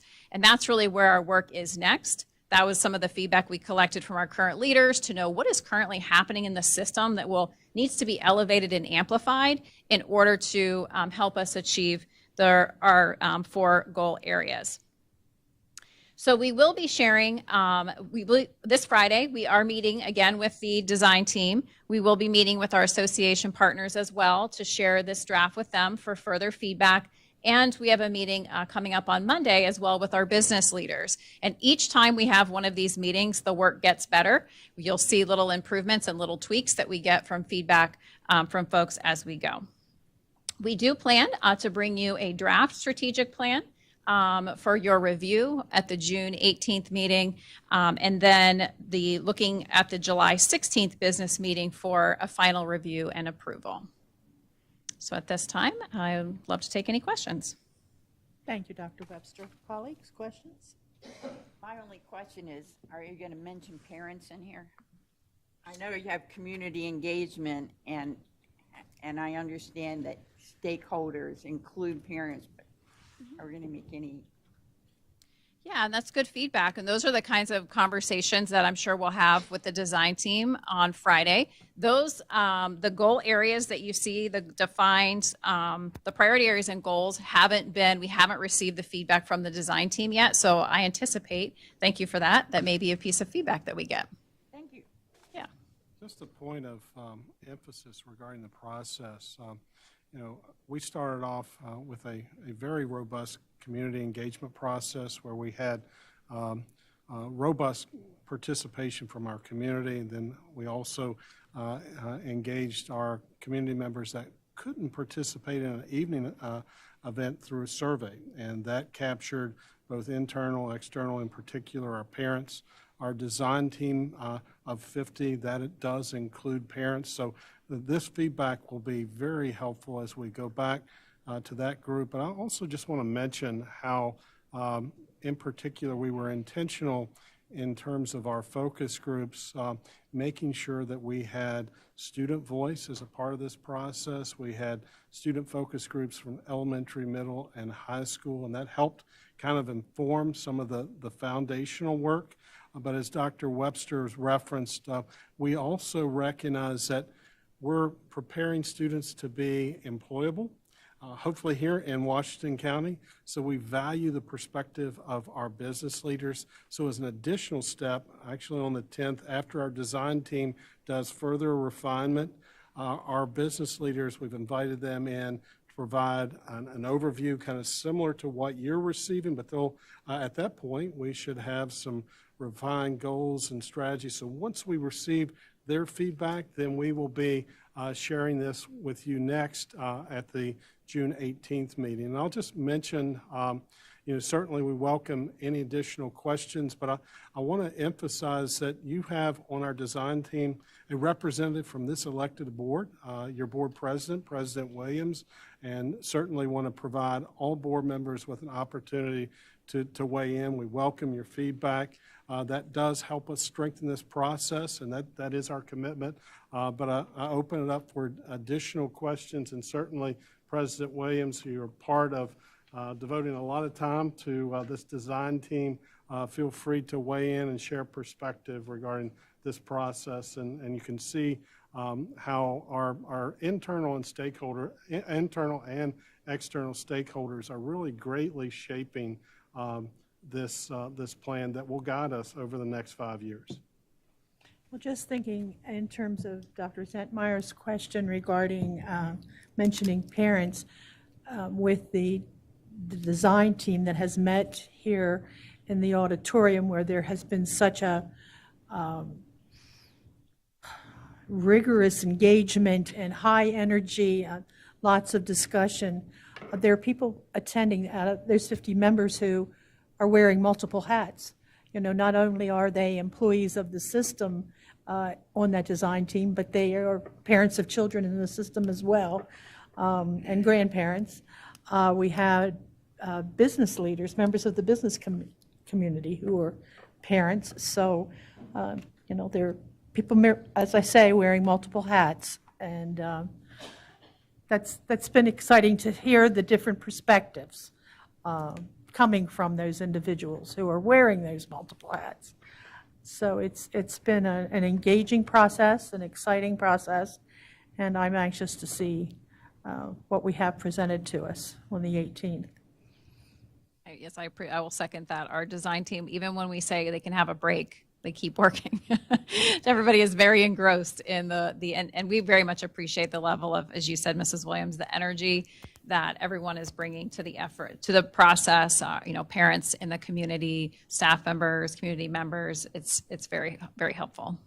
And just a point of emphasis that Dr. Webster referenced in her presentation, you know, as we started to kind of narrow this down in terms of our 4 areas of focus, having a 50-member diverse group of members, both school staff, employees, as has been mentioned, and parents, rarely can you agree on common themes. And it was amazing. We had 3 fairly large groups that when we came together as a whole, there was clear agreement regarding those priority areas. So that's reaffirming. Certainly, as we've worked with our senior leadership, our steering committee, and as Dr. Webster referenced, we took it a step further because we wanted to do broad outreach in terms of some of the supervisory roles that come into play here, curriculum instruction. This was grounded from the get-go based on some of the accountability measures through the blueprint. So we wanted to make sure that we were triangulating and addressing some of the most critical areas that will help us move forward and lead from a state standpoint in those identified areas, but also kind of stretch us as an organization. And I believe as I've talked with our business leaders, and certainly look forward to the June 10th meeting with our business group, and it's a special meeting, but they've been energized. I know as I've talked with the chamber board, I've had the opportunity to share the work, and many of our chamber members, matter of fact, Mr. Fry is a part of the design team, Jim Kercheval is a part of the design team. We have leadership from Meritus Hospital here. So they are looking at this critically, and the feedback has been overwhelmingly supportive because they recognize that we're supporting local businesses and we're also supporting future medical professionals that will support Meritus as well as I mentioned, other local businesses here in Washington County. So our goal is to get this right so that we can move our school community forward and ultimately create a thriving community here in Washington County based on those measures and those target areas, and that will be the next step. I know our steering committee is working on SMART goals, so we will measure that and very publicly during the course of this 5-year period identify the areas where we're experiencing growth, as well as we recognize that maybe some of our targets there will be some opportunities to maybe improve as we're not hitting some of those intended targets. Any questions for Dr. Webster or Dr. Savine? No? Thank you, Dr. Webster. Thank you. Okay, we'll move on then to our final topic of today's work session, and Dr. Webster will be joined at the table by Mr. Jeremy Jacoby, who's the Director of Student Services, School Counseling and School Health, and we are going to be begin digging into discipline. Okay, So let's go. let's begin the dig. All right, thank you. Good afternoon again, President Williams, members of the board, and Dr. Savine. Mr. Jacoby and I are here to provide an overview of trends in our district student discipline data and our responses to student infractions. We're going to take a look back to the 2018-19 school year for context and bring us up to the current year. And to kick it off, Mr. Jacoby is going to provide an overview of the state regulations that guide our implementation of school discipline. Good afternoon. So the first slide here, I'm going to highlight input at the state level in regards to disciplinary guidance that's been provided to local school systems.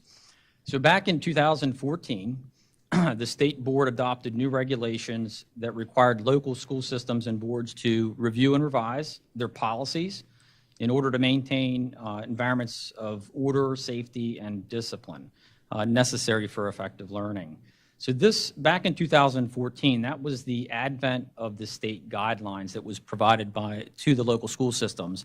And those continue to be the guidelines that we align with and work from.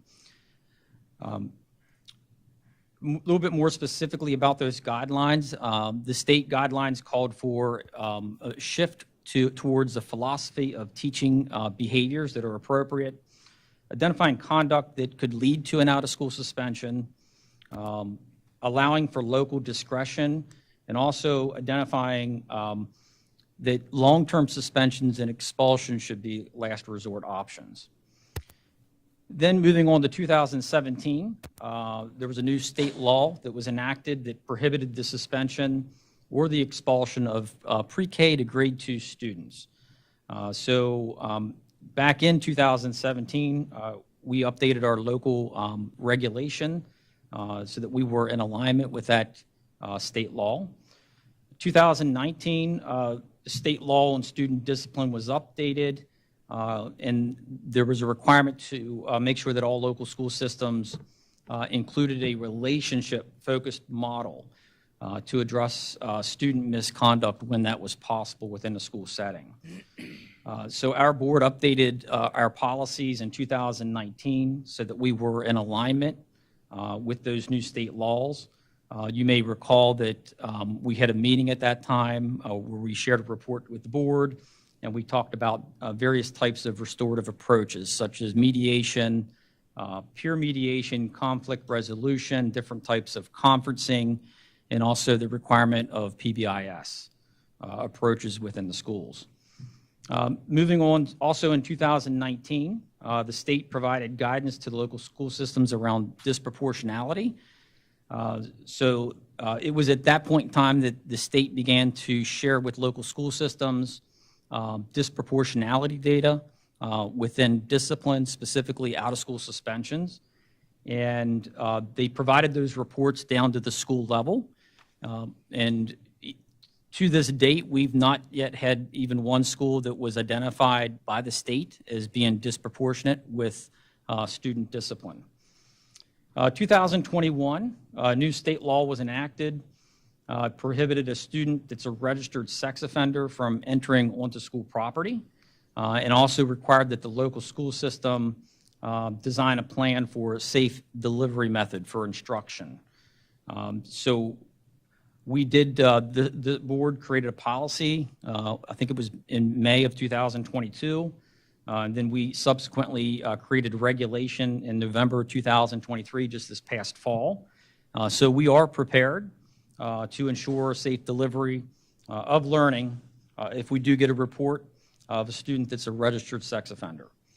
The only other update that I have in regards to guidance from the state was on a recent call with the state last week, and they did indicate, since it's been about 10 years since they've updated their guidance from 2014, that they're going to begin that work this coming school year. I think Dr. Webster is going to take the next few slides. Yeah. So we'll start by taking a look at student referrals by level, elementary, middle, and high school since 2018-19. And to define the term student referral, this means that students were referred, so an electronic report, if you will, or paper report that was put into the electronic system, with where staff document a student infraction. So when we say referrals, this is a staff documented infraction. So you'll notice that our referral counts for elementary, if you look 18, 19, then 19, 20, and of course we have the COVID year kind of spanning more than just one school year, but really you see the impact on the 2020-21 school year. So it sort of becomes a benchmark for us to look at our discipline data before and after that year. So you'll notice that our counts for elementary did not see the same uptick post-COVID, those red bars there, that we do see at the other levels. And I'm going to talk a little bit more when we talk about what the elementary infractions are for. We do see a bit of a shift in what they're referred for, but the number does seem to hold relatively steady for elementary. And we do believe that the board's investment in behavior support analysts and behavior support programs in our elementary schools is providing them with support to help keep those numbers relatively steady. For high school, we see an uptick in 21-22, but we do believe that our investment in school safety security assistance in some of our high schools is helping to bring that number down or keep it steady. Our middle schools are where we see the highest increase in student referrals. We've been able to add school security assistance and behavior programs to some of our middle schools to provide support. Our middle schools, however, are very clear that they do see the need for additional behavior support at that level. And we support as well that having a uniform approach to school safety and security teams in our middle and high schools would be an added level that would help reduce some of these and prevent some of these infractions from happening at both of those levels. So we just looked at counts, but now we'll look at what students are being referred for. And we're going to look specifically at this school year. When you look at elementary, you see that the most common referral is physical attack for elementary. And I want to note that the physical attack can be anything from a stomp on a foot to a push to a punch, with the vast majority of these for physical attack being on the lesser side. Nonetheless, we do see that our youngest learners can be quicker to respond physically, and they do struggle to use words to express themselves. So that is a shift. When I talked about elementary numbers remained steady, but we do see more physical responses from students who don't yet have the ability or can't yet express themselves verbally and are expressing themselves physically. The next two most common reasons for elementary are disruption and disrespect. The secondary reasons for referral, you see the most common referral, disruption, class cutting, and disrespect in our secondary schools. Seeing class cutting on that list, we have an innovation that's started in the last year or two in our secondary schools. Some schools are piloting an electronic hall pass system that we see as having the potential to really help us take better track of who is in the hall when and improve our response time to students who are out of class. Your investment in safety and security assistance is a huge assistance with all three of those top referral incidents. I think that's something we can continue to invest in to continue to support a preventative approach to support our school staff and our students. Mr. Jacoby? So our responses are grouped by levels, and this is aligned with the way that the state guidance provided back in 2014. So listed on that slide are examples of responses, and starting at the top in the blue are responses that are more educational, reflective, requiring the student to reflect on their misconduct.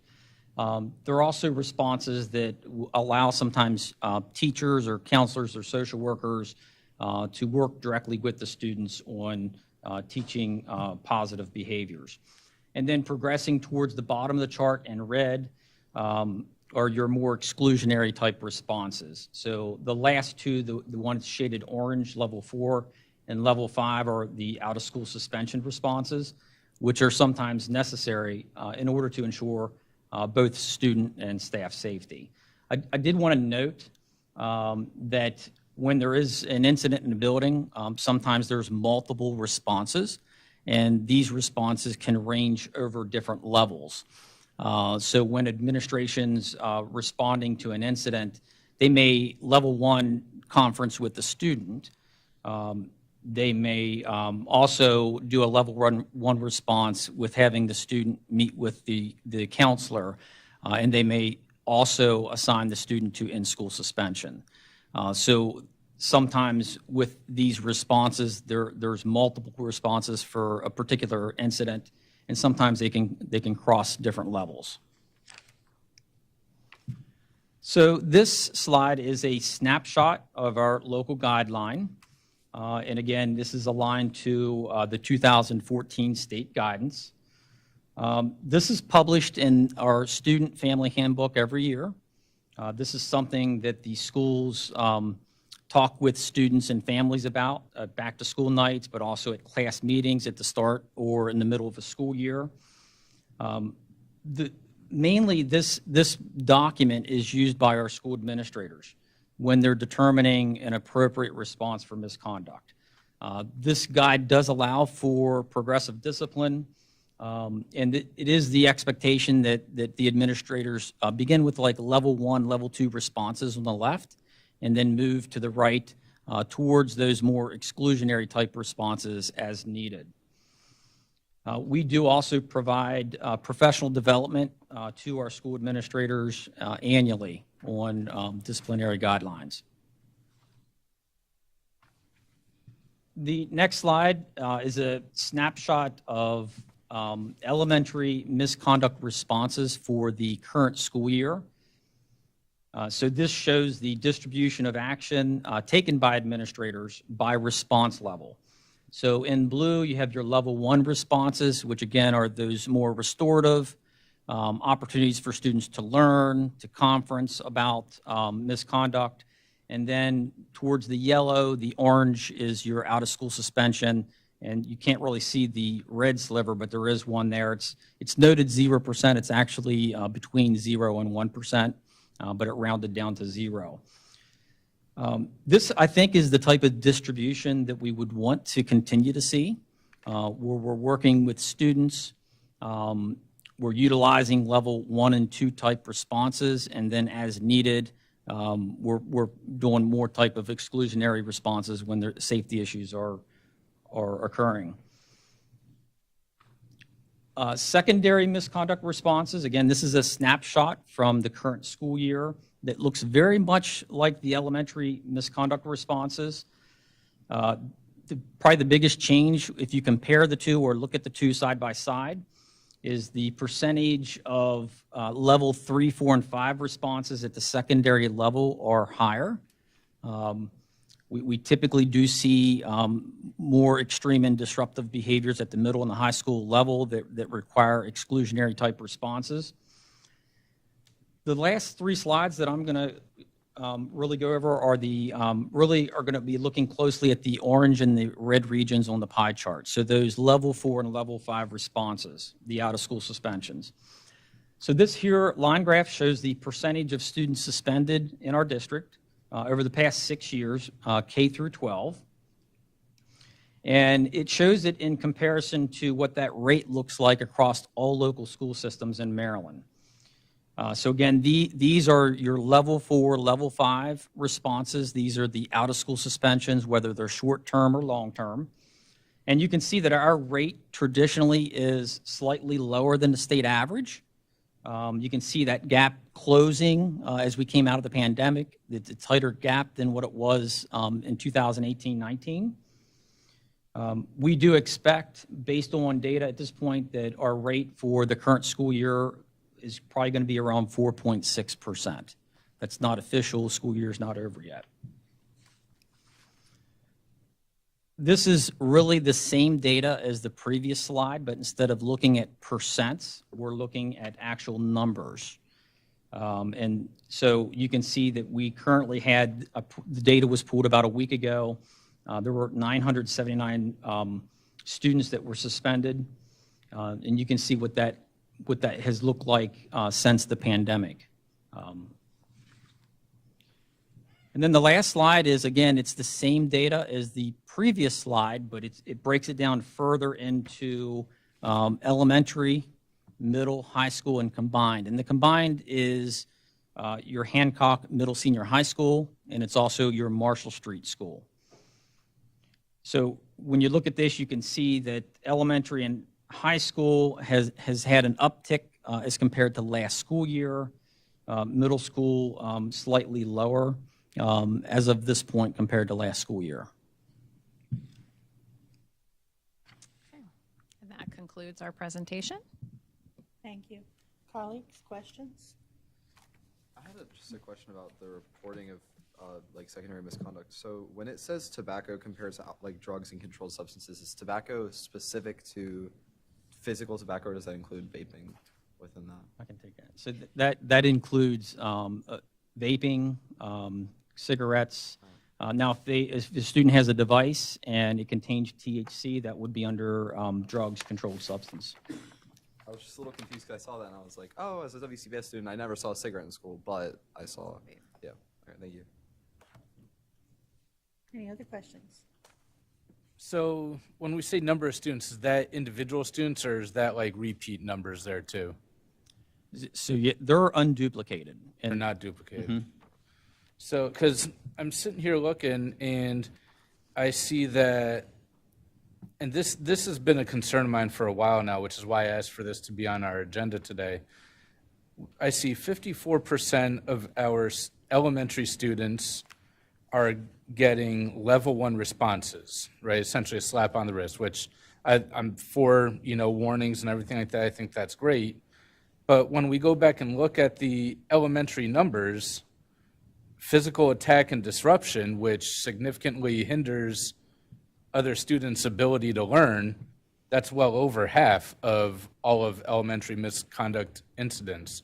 So, we say that, our numbers are holding steady and we're crediting the BCBAs for that. I don't remember how many BCBAs we hired, but I know it costs a lot of money and we don't pay all that money to hold the numbers steady. We have a lot of issues with kids disrupting class that are really making it difficult for the overwhelming majority of our students to learn. So what is it that we're doing to pair our students with BCBAs, and what changes will we make in how that relationship looks to see success in that rather than just hold steady?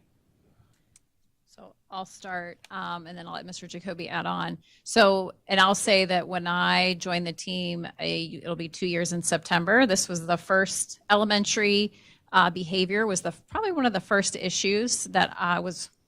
Here, Jen, here's something that is of concern to your point, Mr. Evans. We have our youngest learners are coming to us with severe impacts. There's a wide range of reasons. There's mental health concerns. There's impacts of poverty. There are just skill deficits. There are students who were born drug addicted. We have a range of impact in our pre-K, K1, 2, that band right there, which I think we knew was coming and we were shared information. This is not unique to WCPS either.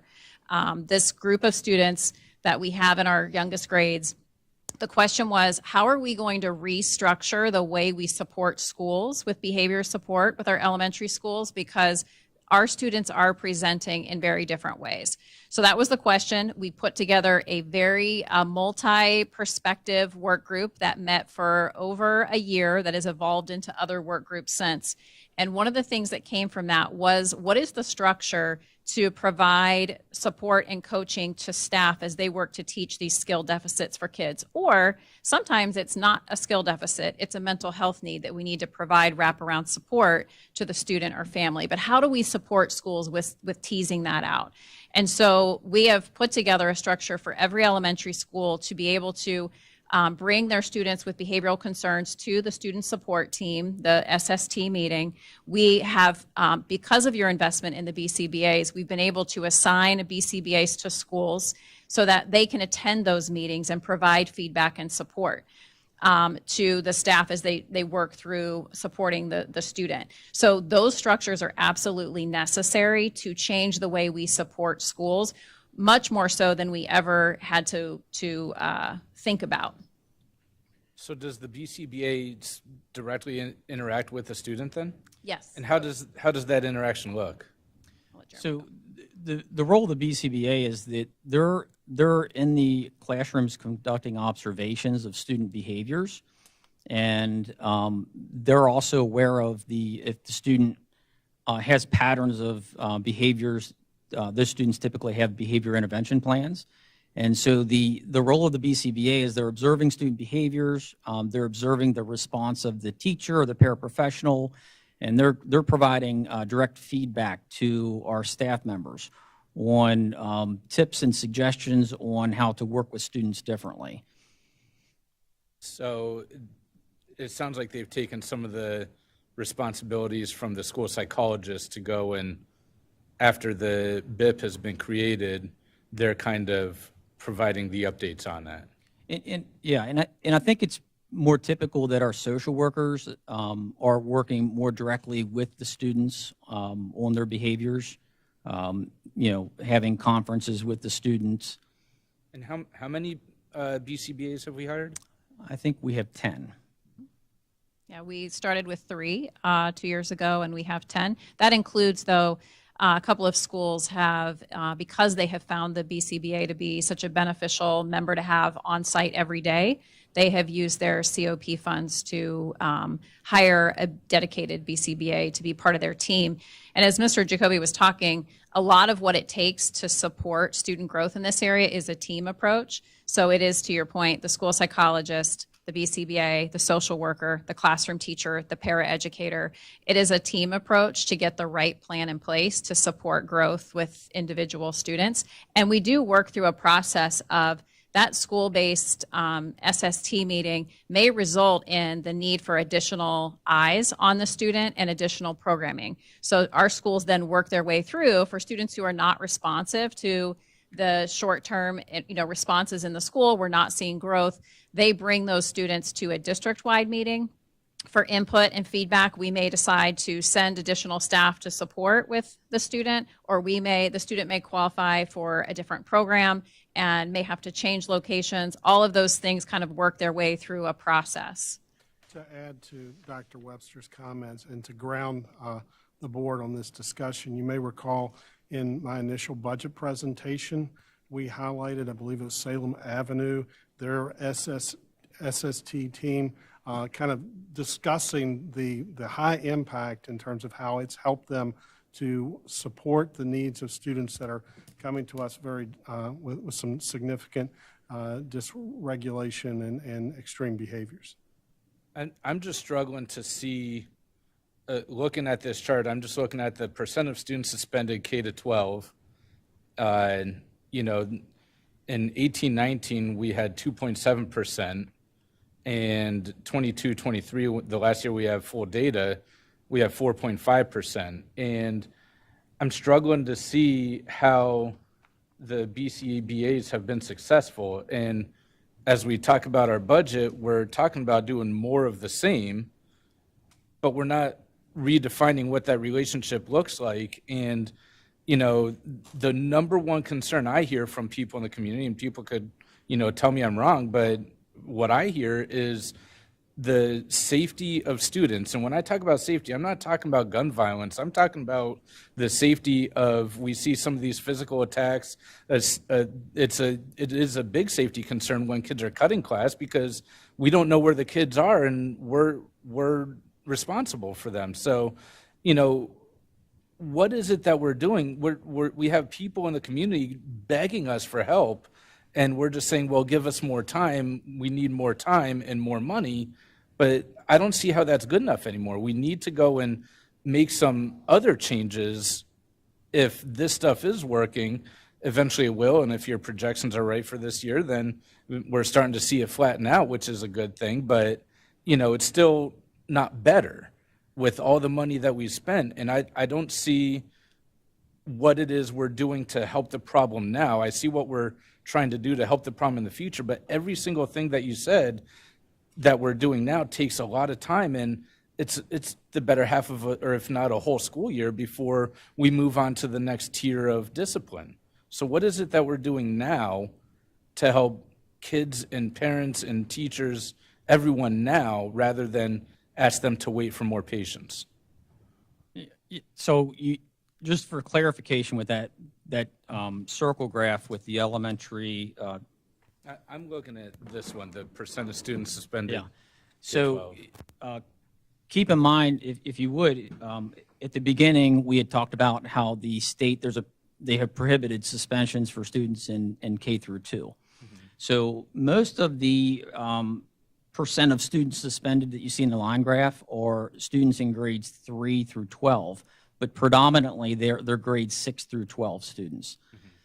Because it is prohibited in Maryland to suspend the student in K through 2, so we have to utilize other means to work with the students in those cases. Right, so what are those other means? So we, in addition to student support team meetings, we have, we have opportunities for students to have mentors within our buildings. That we've had schools that have had success with pairing students up with other staff members in the building for mentoring opportunities. We do have our counselors that are pushing into classrooms. They're providing proactive classroom lessons on social skills and positive behaviors. All of our elementary and middle schools have PBIS programs. They're at different stages. So every summer we provide professional development on PBIS. Specific to where the school is at. So we have a program for schools that are just starting or within the first 2 years of PBIS. We have return PBIS training. So we have different types of training for school staff on PBIS so that we can make sure that we have programs within our building that are promoting positive behaviors and rewarding students for that. We have our web and our link programs at the middle and high school, which really the intent of those programs is to allow the upperclassmen to provide mentoring to our students, not just at the beginning of the school year, but to be able to connect with them throughout the school year to make them feel like they're belonging to the school environment. Oftentimes we find that students that are disconnected with schooling or some of the students that are disruptive in the building. We have a lot of different school climate teams. So a lot of our schools have their own school climate teams within the buildings that are planning both with their school improvement team, but also with the school climate team on looking at their own data at the school level and then strategizing on how to attack different issues that they see within their data. So that's a practice through our school improvement process as well. So those are all things that we've already been doing. So what are we going to do next year so that we don't have 13,500 middle school referrals? So that is, and to your point, Mr. Evans, we have seen an uptick in we have seen our students are coming to us where schools are no different than the community, right? They are a total mirror of what happens outside of school. And post-COVID, schools across the country have seen an uptick of the way kids present in school. What you see on the slide with suspensions is one way of responding to how students present themselves, right? So we are giving consequences when students do things that qualify for suspension, right? Does the consequence change the behavior? That's a question that is up that we could have an intellectual debate over for a couple hours on that one. But the fact of this slide shows you that when students come to school and they do things that are infractions that qualify for an out-of-school suspension or long-term suspension, our schools are suspending those students. The next piece to your point is what are we doing to prevent us from needing this? It is not a simple fix. It is not going, I wish there was one thing we could just say to you, and I'm sure our principals feel the same way. If it was one thing we could do, we would do it. But we do see places and spaces where it is working, and it works to have a positive, healthy school climate when we have the schools are well-staffed, They are utilizing their, if they have school security team assistants, if they have the BCBA support, if they have strong leadership, teachers work as a team. Our staff have told us over and over again, they can do the work when they have a full team and they work as a team and those structures and processes are in place. So our work with leaders is to help support staff with making sure we're putting those structures in place in every school so that there are tight. I was just out at South today talking with Mr. Gaiman and his team about what they've done at South, and they've talked about it was a layer of structures and processes first that needed to be in place for student accountability, expectations, relationships with students. It's something, getting kids to do things takes a relationship, and that takes time and it takes structure. So it's definitely work that is top of mind for our schools. And I see Dr. Savine trying to talk, so I'm going to pause. No, just to support the comments by Dr. Webster and Mr. Jacoby, this board and our community received employee engagement feedback, a survey that we did for the first time this year. And what we heard in key themes is some of the programs that we put in place, the security assistance and the level of communication, they're seeing progress. Our employees are saying they're seeing progress in terms of addressing some really complex and challenging student behaviors, but they're seeing movement. They just need more of this. And that was consistent in our employee engagement survey. Our commitment is on an ongoing basis to continue to survey our stakeholders in terms of engagement and those practices that we have in place from their perspective, those that are boots on the ground, what is making a difference. And we're, at least this year, we heard resoundingly from our stakeholders that these improvements, this security assistance as well as the behavior assistant teams, as we've gone beyond just the survey piece, but going into our schools, having conversations with teachers that are part of these student support teams, with staff members, with administrators, the feedback is this is helping them address a really complex issue that's not unique to Washington County. Jen, could we get this data by school? And because it's really difficult to tell where the highest referrals and where the highest suspensions are coming from. It seems, my gut feeling is if a school is really involved, a high school, a secondary high school, and it's not down to secondary, if they're involved in, I know you're saying that the safety part is important, and I agree wholeheartedly, but it seems to me that we should be able to tell if the kids are involved in a CTE program, are they less likely to get a referral? Are they less likely to be suspended? Is there any way to get that kind of data?